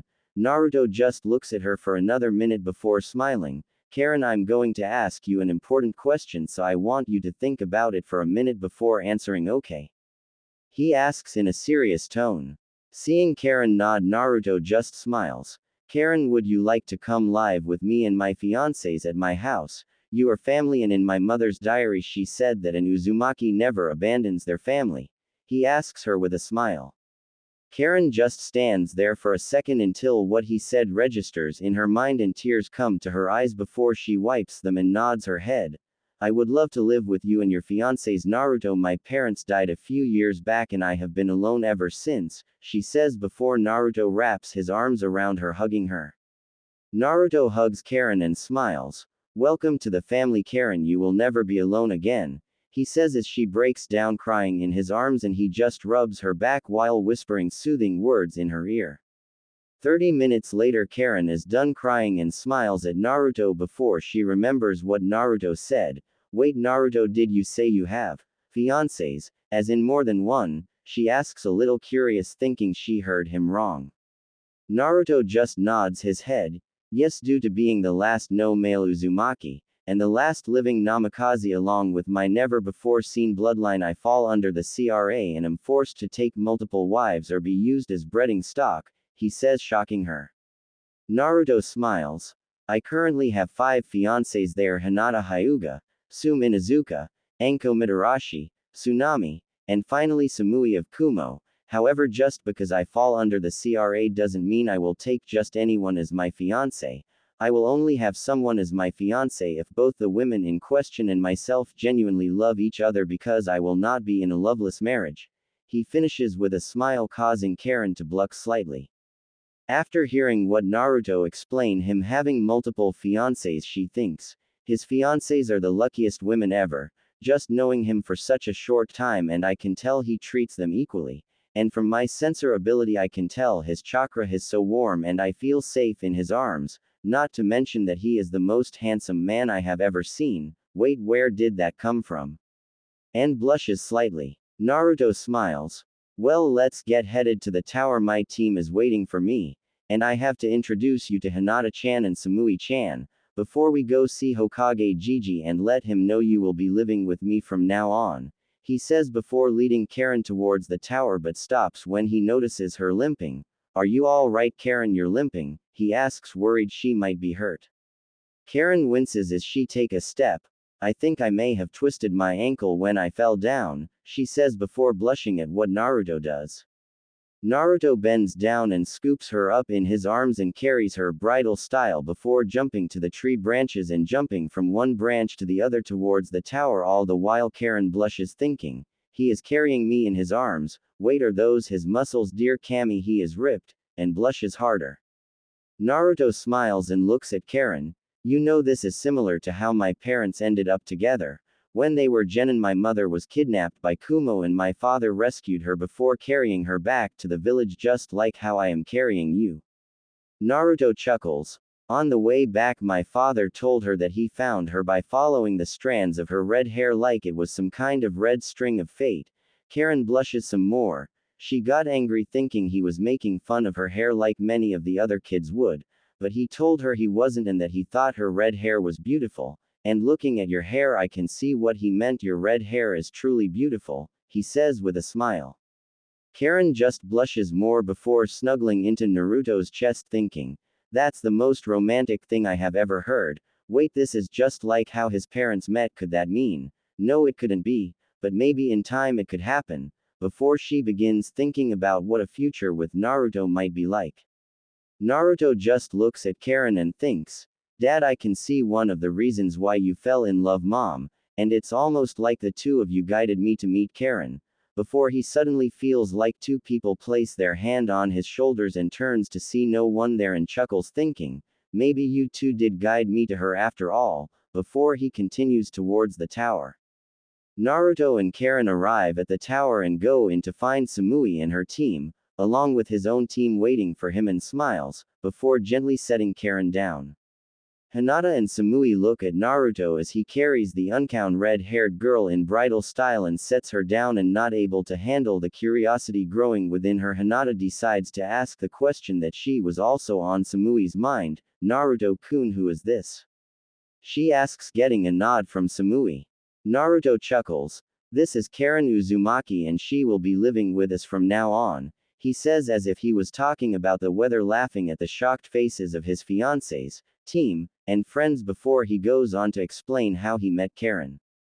By the end of his explanation, everyone is shocked again before Hinata and Samui walk up to Karen and smile before shaking her hand. It's nice to meet you, Karen. I'm Hinata Hyuga and this is Samui of Kumo. Hinata says, causing Karen to smile and formally introduce herself to them. Naruto smiles at seeing his fiancés and Karen getting along so well before he clears his throat, getting everyone's attention. Now I think we have an exam to finish, so let's finish it. Everyone nods and opens their scrolls, causing clouds of smoke to appear and disperse, revealing Kurenai, and the Jonin sensei of Samui's team, Yugito ni the Jinchuriki of the Nibi demon cat Matabi. Not going to describe what Yugito looks like, she looks the same as in canon. Kurenai looks at her team and smiles. Congratulations on passing the second exam, team 8 inches, before she looks at Karen. Naruto, who is this? She asks, causing Naruto to smile. Naruto smiles. This is Karen Uzumaki and she will be living with me and the girls from now on and will be under the protection of both the Uzumaki and Namikaze clans, and I'm willing to bet Hinata-chan will give her the protection of the Hyuga clan too, he says before turning to Hinata, who nods. Make the under the protection of the Namikaze, Uzumaki, and Hyuga clans, he says with a smile. Naruto then turns serious. Kurenai-sensei, I ask that you keep this a secret until I am able to meet with the Hokage, and ask him to meet with me as soon as possible. Kurenai just nods. Naruto then turns to Yugito, who is talking with her team. Hello Yugito ne-san, how have you been? He asks, getting her attention. Yugito smiles. Hello Naruto-kun, I have been fine, thank you for asking, she says, getting a nod from Naruto. Naruto then decides to tease her a little. So is Nibi still being her perverted self? He asks her. Yugito just sighs and nods her head. You have no idea, she says tiredly, getting a chuckle from Naruto. Naruto just walks over to her and gives her a hug, which she returns before he says, you know, if you want I can go in and have a little talk with her to get her to stop or at least ease up for a while, he says with a smile. Yugito just smiles and nods her head. Thanks Naruto-kun, that would help out a lot. The last time you did that she eased up for a year, which really helped. How about when the second exam is over I have you do that for me, she says before kissing his forehead like a big sister would to her younger sibling. Naruto smiles. Okay Yugito ne-san, it's a plan, he says, getting a nod from her. Kurenai then decides to ask the question that has been on her mind since Naruto offered to go into the seal and talk with the Nibi. Naruto, what do you mean by that? She asks, causing Yugito to blush slightly along with Hinata and Samui. Naruto chuckles before he walks over and whispers what he meant in Kurenai's ear, causing her to blush furiously before rocketing back via nosebleed, causing those who knew to laugh and Karen to ask what he meant before he tells her, and she too rockets back via nosebleed, gaining even more laughter from everyone. After Kurenai and Karen had recovered, Yugito and Kurenai said their farewells before leaving in a shunshin, and Teams 8, Samui and Karen left to go to their rooms and relax while waiting for the other teams to arrive. Over the next 5 days, the rest of the teams who passed showed up. These included the team from Suna, the team from Odogakure, along with teams 7, 9, and 10, some of whom looked pretty banged up. Naruto had found out a few days into the exam the Orochimaru of the Sannin had indeed infiltrated the exams like he suspected after catching Kabuto, and had gave the duck-ass Sasuke a curse mark. Naruto had also learned that Anko had gone to confront Orochimaru and nearly got herself killed, when he saw her being carried in on a stretcher with a bunch of cuts on her, and had spent the rest of the time until the second exam ended by her bedside making sure she was alright. When she had woken up, he immediately hugged and kissed her before laying into her for being so reckless and that she wouldn't be getting any Naruto special dango for a month, which nearly gave her a heart attack, before Naruto kissed her again and told her that Orochimaru will die but they will do it together. Naruto had also talked with the Hokage about Karen, and he had reassured Naruto that she was welcome in the village and had not only the protection of the Sarutobi clan but also himself as the Hokage, which Naruto thanked him for and gave him a hug. The 5 days had passed and the genin teams that passed now stood in an indoor arena with their Jonin senseis. Naruto looked at the Hokage as he gave a speech about the true meaning behind the Chunin exams. When he was done, Hayate stepped forward. Now, due to how many teams pass, we will be having preliminary fights to determine who moves on to the finals. The names will be picked randomly and shown on the screen behind me. If your name is shown, please stay in the arena while everyone else goes up to the stands. I will be the proctor for the fights, and when I say the fight is over, then it's over. Failure to stop when I say will result in being disqualified. He finished as the screen began to spin through names and everyone looked on in anticipation, wondering if it will be their names shown. The screen continued to cycle through names until it stopped to show Sasuke Uchiha versus Dosu of Odo, causing the duck-ass head Uchiha to smirk arrogantly. It seems they decided to start with an elite like they should have all along, he says, causing many to just sigh, and his howler monkey to screech about his greatness. Hayate just sighs. Will everyone other than Dosu of Odo and Sasuke Uchiha please return to the stands so we may begin the match, he says as everyone heads to the stands except for Sasuke and Dosu. After everyone is in the stands, Hayate turns to Sasuke and Dosu, who both nod, and he begins the match. Fight plays out the same up until the end. Sasuke looks to the bloody and beaten form of Dosu before smiling and walking over to him and snaps his neck, killing him, and begins laugh like a madman. That's what you get for going up against an elite like myself, he says before spitting on Dosu's dead body, as Kakashi grabs him and leaves in a shunshin as Hayate declares Sasuke the winner, while many are shocked at the brutality in which Sasuke showed along with his disrespect of his dead opponent. Hayate clears his throat as Dosu's body is taken away and the screen begins cycling through names before stopping and says, "Will Shino Aburame and Zaku of Odo please come to the arena?" As Shino and Zaku enter the arena and he begins the match, same as canon with Shino being the winner. After Zaku's taken away by the medics, Hayate looks to the screen and calls the next match. Will Samui of Kumo and Sakura Haruno please come to the arena? He says as Samui shushens to the arena floor and waits for Sakura. Sakura makes it to the arena floor and looks to Samui. Cha. When I beat this big Ed bimbo, Sasuke will realize his love for me and we will be together forever, she says, causing many to sigh and shake their heads and Samui to just sweat drop. Hayate clears his throat and starts the match as Sakura takes out a kunai and charges at Samui, only to trip over her own feet and smash her head into the arena floor, knocking herself out and causing many to sweat drop at the pathetic display. As Hayate declares Samui the winner, Samui just sighs. So not cool. I at least wanted to fight a little, she says before returning to the stands in a shunshin. Hayate just sighs before looking at the screen. "Will Karui of Kumo and Ino Yamanaka please come to the arena?"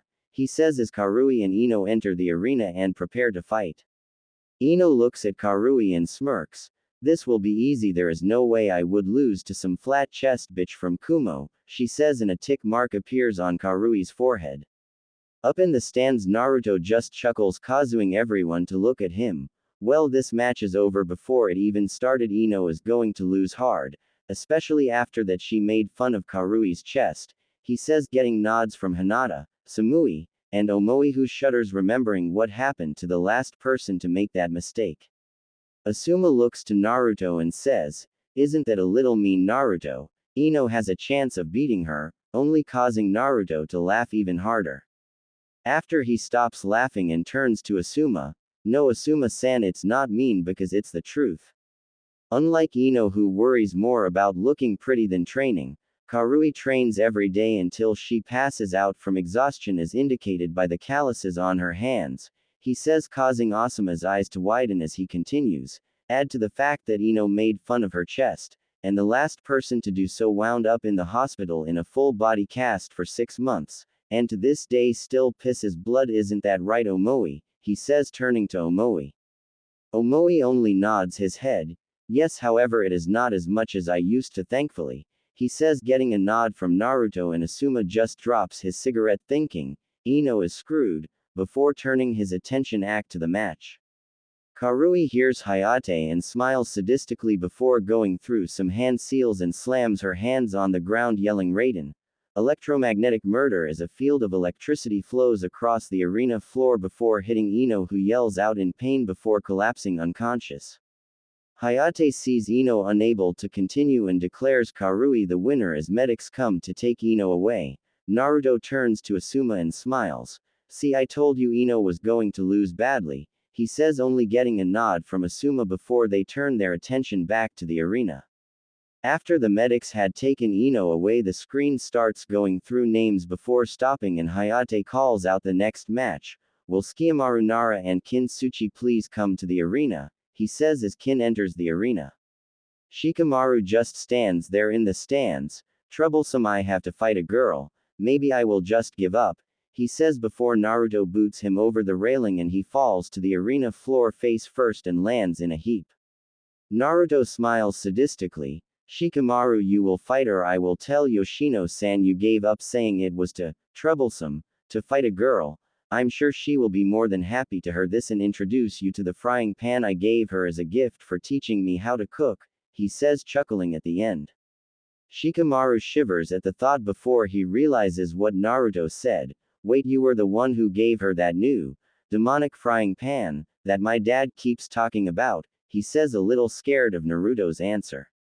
Naruto laughs. "Yeah, I made special seals that not only make the frying pan incredibly more durable, but also one that makes it so food doesn't stick the pan, but from the sounds of it I might need to touch up the durability seals," he says, causing Shikamaru to pale before quickly getting up and ready to fight. Hayate sees both contestants ready and begins the match as both Kin and Shikamaru start fighting. Fight is same as canon, with Shikamaru winning. The medics take Kin away and the board starts cycling through names again. The board stops and Hayate calls the next match. "Will Tenten Higurashi and Tamari of Sand please come to the arena?" he says as Tamari and Tenten enter the arena and get ready to fight as Hayate begins the match, same as canon, with Tamari winning, and after Tamari wins the match, Tenten is taken by the medics as the board starts to spin again. The board stops and Naruto smirks, noticing the names on it as Hate says, "Will Naruto Uzumaki Namikaze and Kiba Inuzuka please enter the arena?" as Naruto appears on the floor in a wind cushion. Kiba gulps at seeing who he is against before hearing Naruto say, "Kiba, if you don't get down here right now I will tell Sum-chan that you backed down like a newborn pup," causing Kiba to pale at the thought of his mother finding out about such a thing and then teasing him about it for the rest of his life before he jumps down onto the arena floor. Naruto smiles. "Good boy, now let's have a good fight, alright, Sochi," he says, teasing Kiba, who gains a tick mark on his forehead. Kiba forces a smile.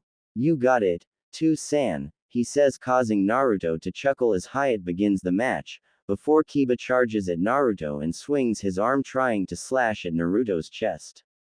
Naruto dodges Kiba's slash and grabs his arm before flipping him over his shoulder, slamming him into the floor with a thud, and back flipping a few times to gain some distance before he smirks. Too predictable Kiba, who just rushed in without any plan of attack, he says before Kiba gets back up.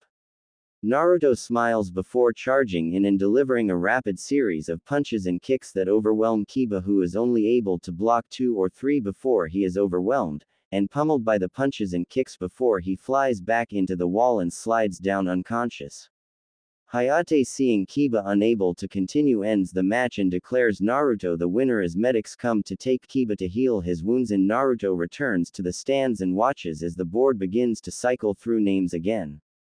The board stops and Hayate looks to it before calling out the next match. Will Neji Hyuga and Hinata Hyuga please come to the arena floor for the next match? He says as Neji walks to the arena floor.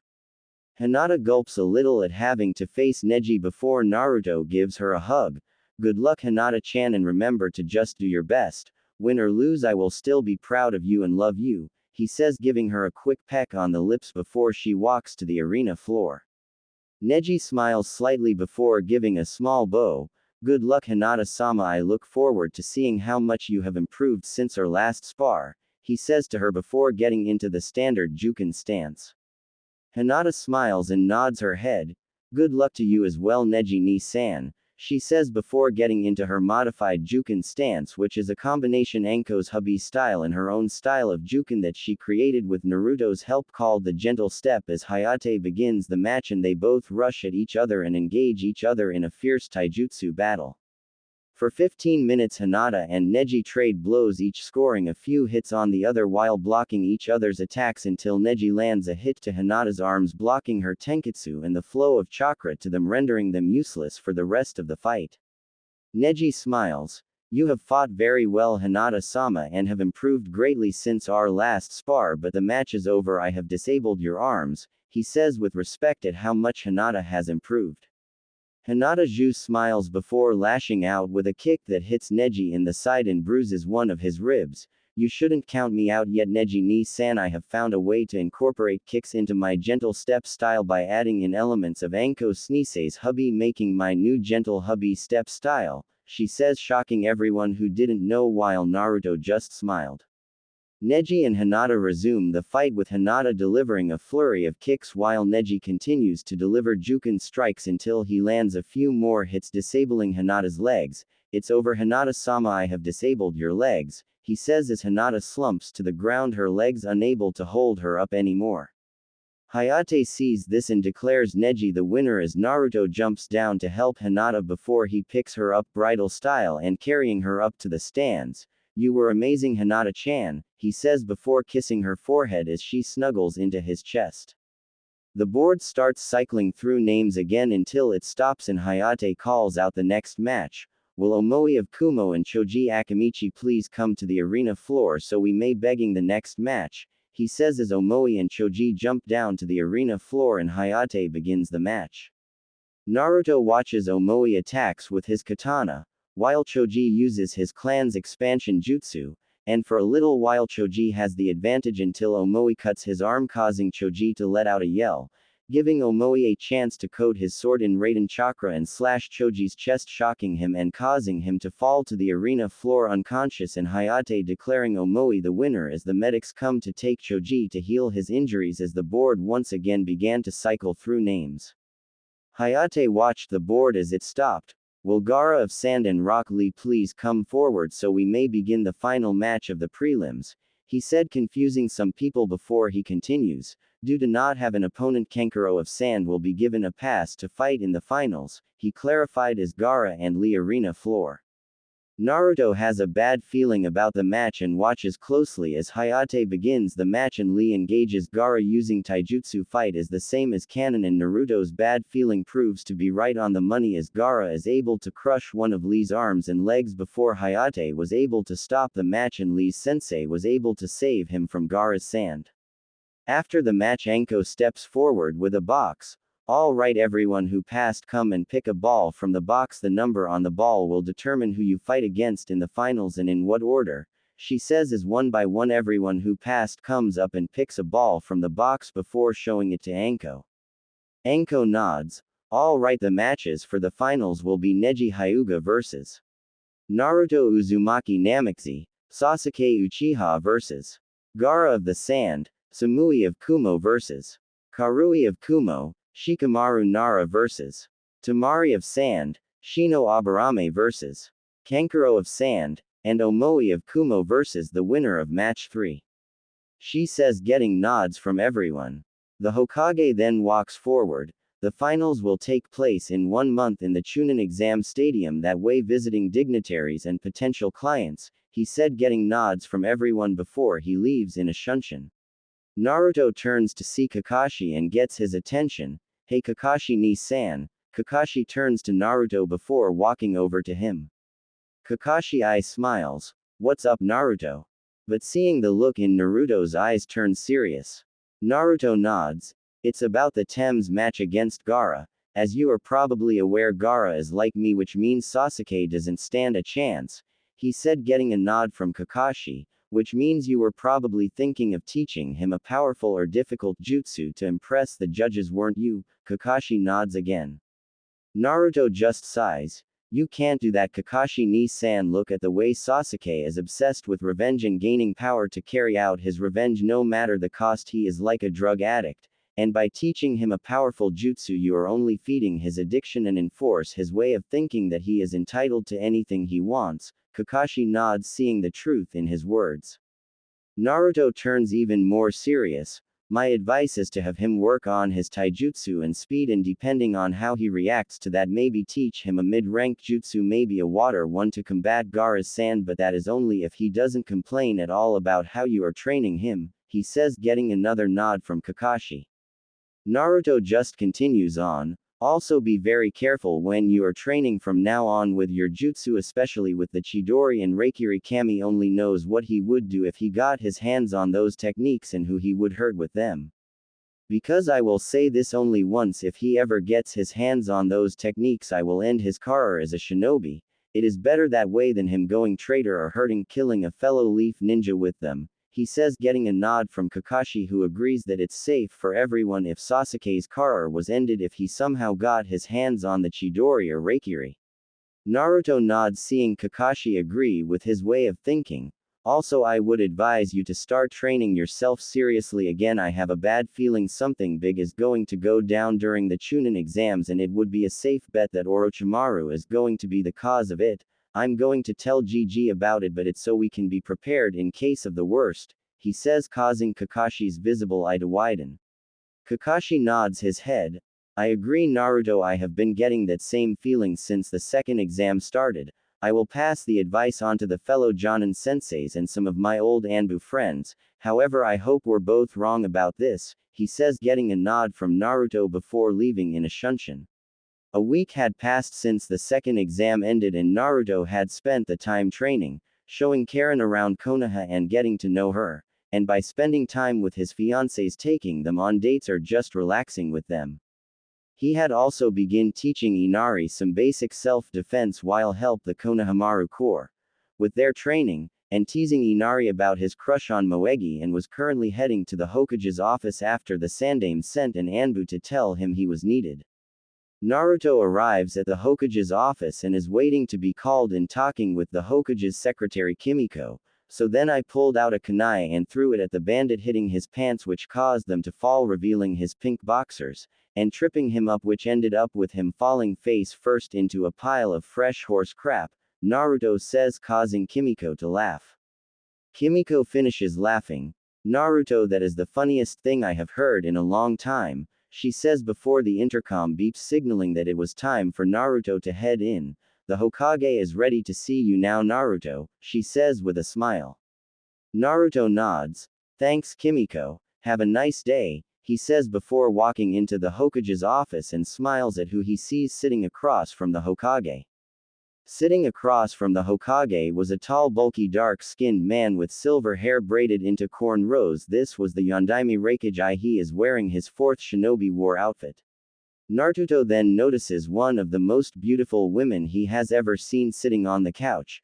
She has long auburn hair tied into a top knot that flowed wildly down her back. Her eyes were a crystal blue. She had what Naruto estimated to be around mid-cups and legs that seemed to go on for miles. She wore a navy blue battle kimono that hugged her curves tightly, and a pair of gray shinobi sandals. This was Mei Terumi the Godime Mizukage. The Hokage sees Naruto enter and smiles.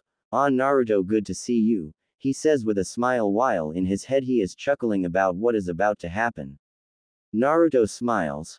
"Hey Hokage Gigi, what's up?" he says, getting a chuckle from Hiruzen and the Raikage before he turns to the Raikage. "Hey Uncle I, how you doing this fine day?" he raps, causing the Hokage to chuckle while I just groans.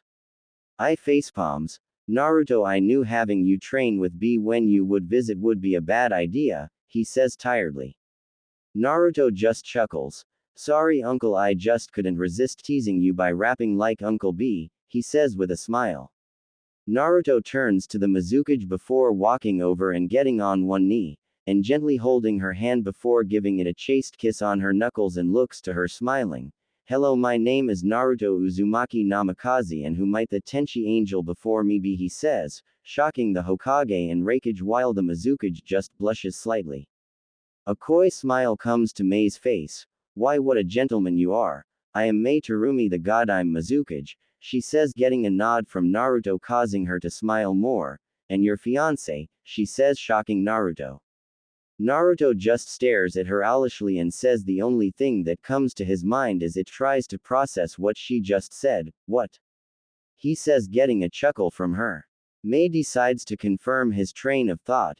"Yes, I am your fiancé Naruto," she says before explaining. "You see, I come from the Terumi clan, who were incredibly close to the Uzumaki clan when Uzushisho was still around, to the point where they would often marry each other," she says, shocking everyone.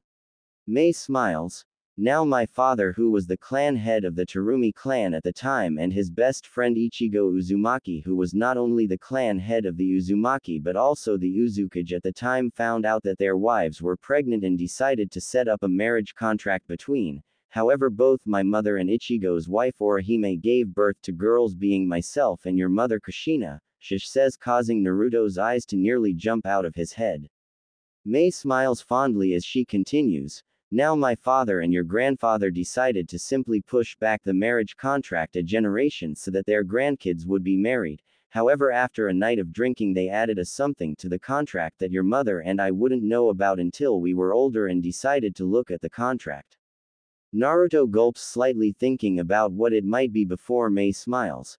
"As we grew up, your mother and I were best friends, and when she was sent to Konoha to become the second Jinchuriki of the Kyuubi shortly before the fall of Uzushio due to Iwa, Kumo, and sadly Kiri teaming up to destroy them out of fear for their skill in Fuinjutsu, we kept in contact through messages," she says, bowing her head along with the Raikage. Naruto turns to the Hokage, who only nods before I speaks up. "Naruto, my father was the Kage at the time, and like Mei said, out of fear he formed a temporary alliance with Kiri and Iwa to attack Uzushisho. However, there were many shinobi in the village who were not only against it but also had friends in Uzushisho that they secretly met with the shinobi in Kiri who also opposed attacking Uzushisho, about warning Uzushisho. Myself and B were among those, as was the entire Terumi clan," he says, shocking Naruto. I bows his head slightly in remembrance. "We were able to send a message to Uzushisho and warn them, which gave them time to prepare, and we decided that when the attack started we would turn on our villages and help Uzushisho. The fight lasted almost a month of non-stop combat, and we along with Uzushisho were able to hold them off but were slowly getting overrun," he says, getting a nod from Mei and the Hokage. I then continues. "Your grandfather then decided that Uzushisho was lost and ordered all of us to help get as many Uzumaki as possible out safely, while he and the remaining Uzu shinobi, which was only around a few hundred due to their losses and not having more than a 1,000 before the attack started, do the Uzumaki, putting quality above quantity," getting another set of nods from Mei and the Hokage. Naruto smiles, hearing his clan were so powerful before the Raikage continues. "However, as we were getting ready to escort the Uzumaki not fighting to safety, we were caught in a surprise attack and nearly wiped out.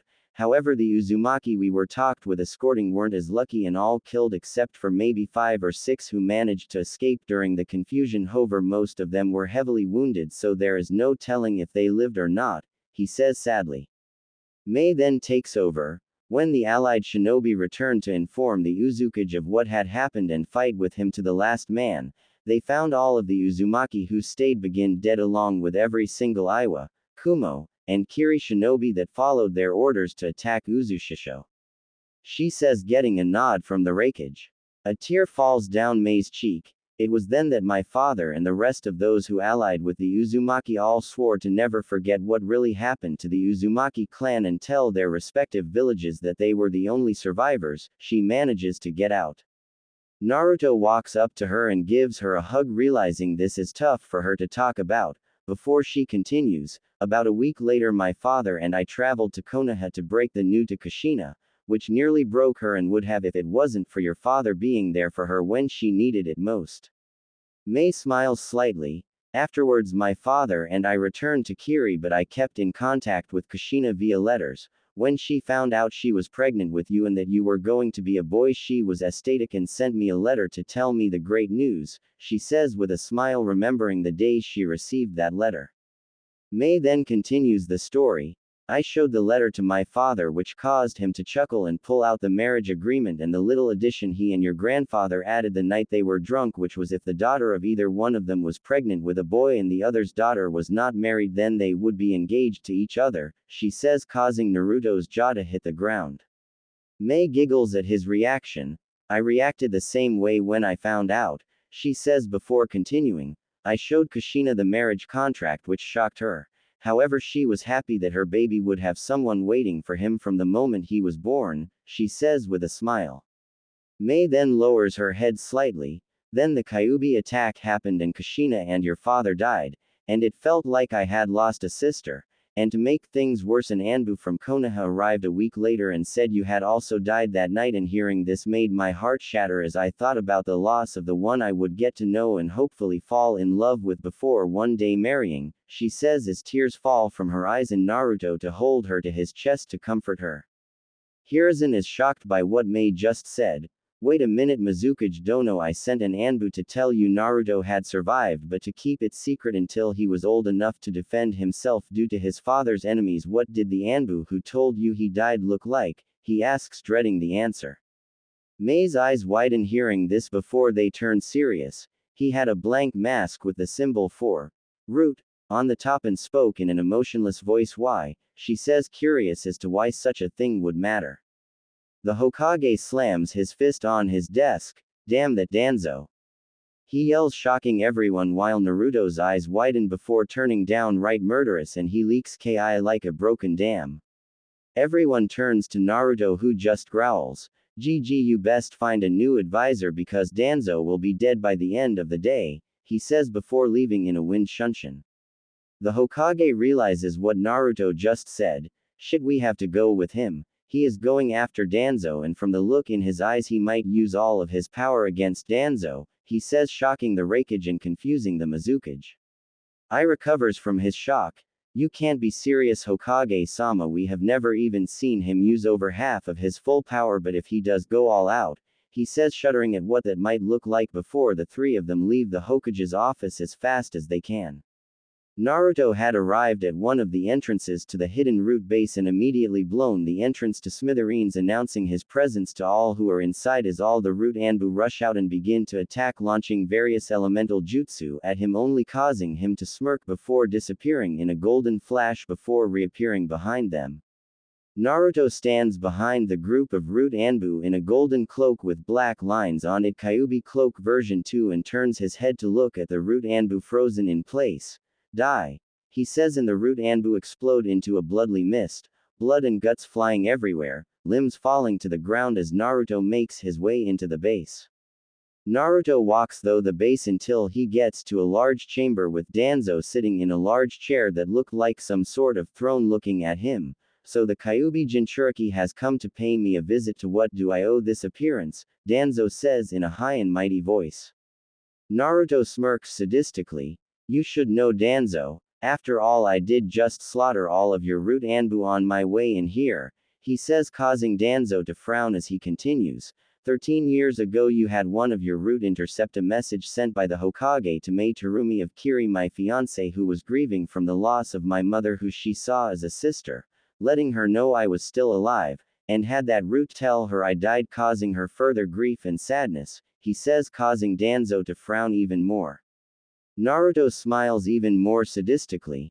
Now one of the things I can't stand is when someone hurts a woman, be it emotionally or physically, and you have done just that, and to make matters worse you did it when said woman was already hurt from losing someone extremely close to her, and because of that and all the other crimes you have committed you will die here today, he says before rolling up a sleeve and channeling some chakra into a seal tattoo, causing a large sword to pop out. The sword is a large zanbeitu about 5 feet long and 2 feet wide. It had a red guard-less handle, Cloud's fusion sword. Naruto grabbed the handle and set the sword on his shoulder. Allow me introduce the first Tsurugi. You should feel honored, Danzo. You will be the first person to die by this sword since it chose me as its wielder, he says before channeling some of his golden chakra cloak into the sword, giving it a golden flame with a crimson outline. Danzo gets up from his throne, and steps forward, removing the bandages from his head and arm, revealing Sharingan implanted in his arm and eye socket. You will either become my weapon like you should have been all along, he says before going through some hand seals Mokuden.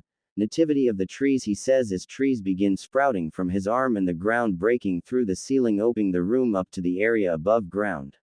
Naruto easily dodges Danzo's attack and lands outside the base as Danzo lands on one of the trees. Is that all, Danzo? It's pathetic. Now I will show you real power, he says, channeling more energy into his sword before dashing at Danzo and swinging the sword, launching Danzo into the air.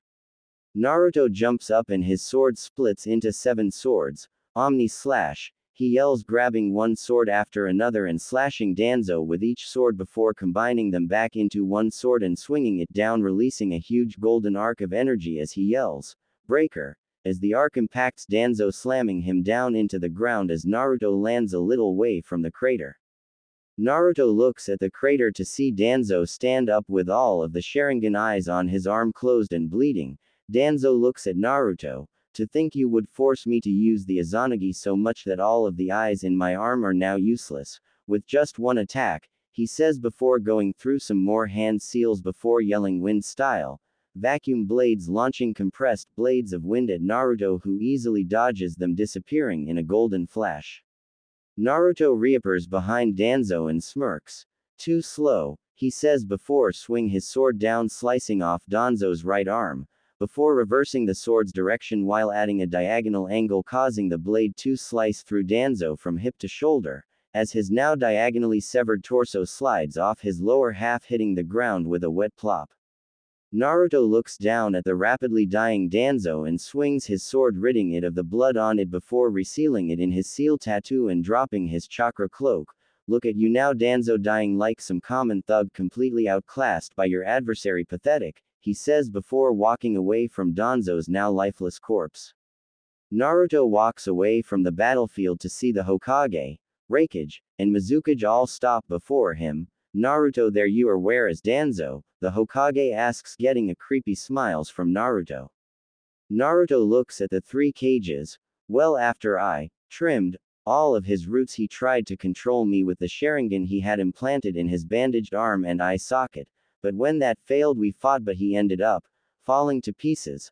I can show where if you would like, he says, getting nods from the cages.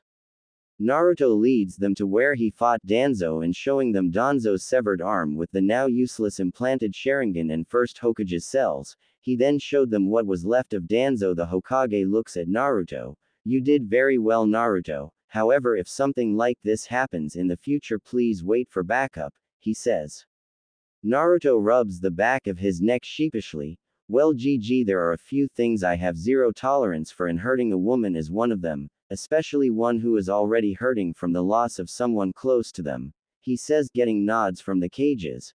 Now GG, we should all head back to your office. There is something I need to inform all of you about, he says, getting nods from the cages as the group heads back to the Hokage's office. Naruto and the 3 cages reach the Hokage's office and take a seat as the Hokage turns to Naruto. Now Naruto, what is it you need to tell us? He says, getting nods from the other cages. Naruto sighs. I have a bad feeling about that finals. I think Orochimaru is going to use them to attack the village and try to kill UGG. He says, shocking everyone before continuing. I have been playing the events of the second exam over and over in my head, and Orochimaru's actions don't add up. Why would he infiltrate the village during such a high security event such as the Chunin exams to give Sasuke the curse mark when he could have easily done it when Sasuke is outside the village on a mission? It just doesn't add up unless he also uses it as an opportunity to attack the village and kill UGG, he says, shocking them even more. Naruto sighs before continuing. Add to the fact that ever since the exams started I have been having a bad feeling that has only been growing stronger the closer we get to the finals, and I captured one of Orochimaru's spies, Kabuto, and it's pretty much a sure thing he will attack the village during the exams, he finishes. I looks at Naruto. Naruto, how strong is this bad feeling right now? He asks, wondering if his theory is right. Naruto looks to the wreckage. You remember that bad feeling I had that time Unelsby left on that mission to Iron Country and ran into Han and Roshi of Iowa, and barely made it back alive? He asks, getting a nod from the wreckage. It's currently 10 times stronger than that and only growing stronger with each passing day, he says, shocking the wreckage. I turns to the Hokage. Hokage Dono, I would advise heeding Naruto's advice. If his sense of foreboding is that strong already and we still have 3 weeks until the finals, then it must be true, he says, getting a nod from Mei. Naruto also nods. I also think that Suna might attack with him based on the fact that they sent an unstable Jinchuriki into an allied village for the Chunin exams, raises too many red flags to ignore, he says, shocking the cages. Hiruzen rubs the bridge of his nose. I agree with you, Naruto, there is too much evidence to suggest otherwise, he says, getting nods from Naruto and the other 2 cages. I will send out some Anbu to do recon and up patrols in the village, he says as Naruto shakes his head. Naruto shakes his head. No, GG, we can't let Orochimaru or Suna know we are onto their plans, or they might attack at a time where we aren't expecting them to. I will take care of the recon using shadow clones and my Compi Soul and report any findings to you, he says, getting a nod from the Hokage and wreckage. Mei is confused. Naruto, what do you mean your bloodline unless you have your mother's chakra chains? She asks. Naruto only chuckles before he tells Mei how he got his bloodline and all about it. By the end of explanation, Mei's jaw is on the ground before Naruto goes over and closes it for her, smiling as she blushes slightly. But what is the Compi Soul and how will it allow you to do recon without getting caught? She asks, curious as to what it is. Naruto smiles before he steps back, closes his eyes for a second and says, Saurian Soul. Procomp Sagnathus. Naruto's spine lengthens and forms a tail. His head gets longer and narrower. His legs and arms get skinnier. His skin turns green, and he shrinks until he is only about a foot tall and a foot long. Mei just looked at the little creature standing before her until it jumped up onto her lap and nuzzled its head against her waist cutely, and unable to contain it anymore, she lets a fangirlish squeal before yelling, kawaii, and pulling the little thing into her ample chest, smothering it. The Hokage and wreckage look at the Sesen and mutter something along the lines of, lucky bastard, before Naruto turns back to normal and blushes slightly at being pressed into Mei's ample chest before clearing his throat. That is my Compi Soul, whose main function is recon and spying, he says, getting a nod from Mei. Naruto turns to the Hokage. Now on to when Orochimaru will attack. I would place my money on the fight between Sasuke and Gaara. He will probably use the match to have Gaara transform into his Biju state or release it in the village to cause maximum damage and loss of life, he says, shocking the cages. Naruto smiles sadistically. So what better to not only disrupt his plans and piss him off then by disqualifying Sasuke if he isn't there on time, which odds are he won't be since Kakashi ni-san is training him, he says, causing the cage's eyes to widen even more before Hiruzen and I burst out laughing and Mei to giggle. After they finish, the Hokage looks to Naruto. Naruto, you are so much like Minato and Kushina that it's scary sometimes, he says, causing the other cages to nod in agreement. Naruto smiles before turning serious. Also, I wouldn't be surprised if the cage is actually Orochimaru in disguise. He doesn't seem like the type of person to trust others with something as important to him as killing UGG. I actually have an idea on how to determine if the cage is Orochimaru or not, he says, surprising the other cages. The cages nod and Naruto tells them his plan, and by the end they are speechless but all smile devilishly at how brilliant it is, and the Hokage just chuckles. Naruto, that is brilliant, we will have everything in place, he says, getting the other cages to nod. Naruto smiles and nods before turning to Mei. Mei-san, I know we are engaged, but I will not marry unless it is out of love, so I would like for us to spend some time together and get to know each other before we think about marriage, if that is all right with you, he asks, causing her to nod. Mei smiles at Naruto's words. Of course, Naruto-kun, that is fine. I would also like to meet your other fiancés and get to know them, so that in the event we to end up getting married, things won't be awkward between them and myself, she says, getting a nod from Naruto. Naruto smiles. Good, how about we go introduce you to them after we're done here, he says, getting a nod from Mei. For the next hour, Naruto and the three cages go over plans for the invasion, and when they are done and Naruto leads Mei to his house to meet the other girls. Naruto and Mei arrive at his house and Naruto smiles, ready to meet everyone. Mei, he asks, getting a nod from her before they enter the house to see Tsunami in the kitchen cooking dinner, Hinata helping her, Karen and Anko watching TV with Sum, and Samui out in the backyard teaching Inari some more self-defense. Naruto smiles. Hey everyone, I'm back and we have company, he says, getting everyone's attention as they run to see him. Anko reaches him first and notices the woman standing next to him. Naruto-kun, who is this? She asks, a little curious and getting nods from the others who have just arrived. Naruto chuckles. This is Mei Terumi, the Godime Mizukage of Kiri, and possibly one of your fellow sister wives, he says, shocking everyone. Naruto laughs at their shocked faces and tells them how them everything from his grandfather and Mei's father setting up a marriage contract when their wives were pregnant, altering it after a night of drinking, Mei knowing his mother, to Danzo telling Mei he had died the night Kyuubi attacked, to Naruto, disposing Danzo in his route, to the upcoming attack by Orochimaru during the finals, shocking all of them, and by the end they understood the entire situation. Naruto then looks to Mei. Oh, I almost forgot, allow me to introduce everyone, he says before turning to the others and saying their names as he gestures to said person until he gets to Inari and Karen. And this is Inar, Tsunami's son and my adopted son, he says, getting a smile from Inari and a nod from Mei. Naruto then gestures to Karen. This is Karen Uzumaki, he says, shocking Mei before he tells her how they met during the second exam.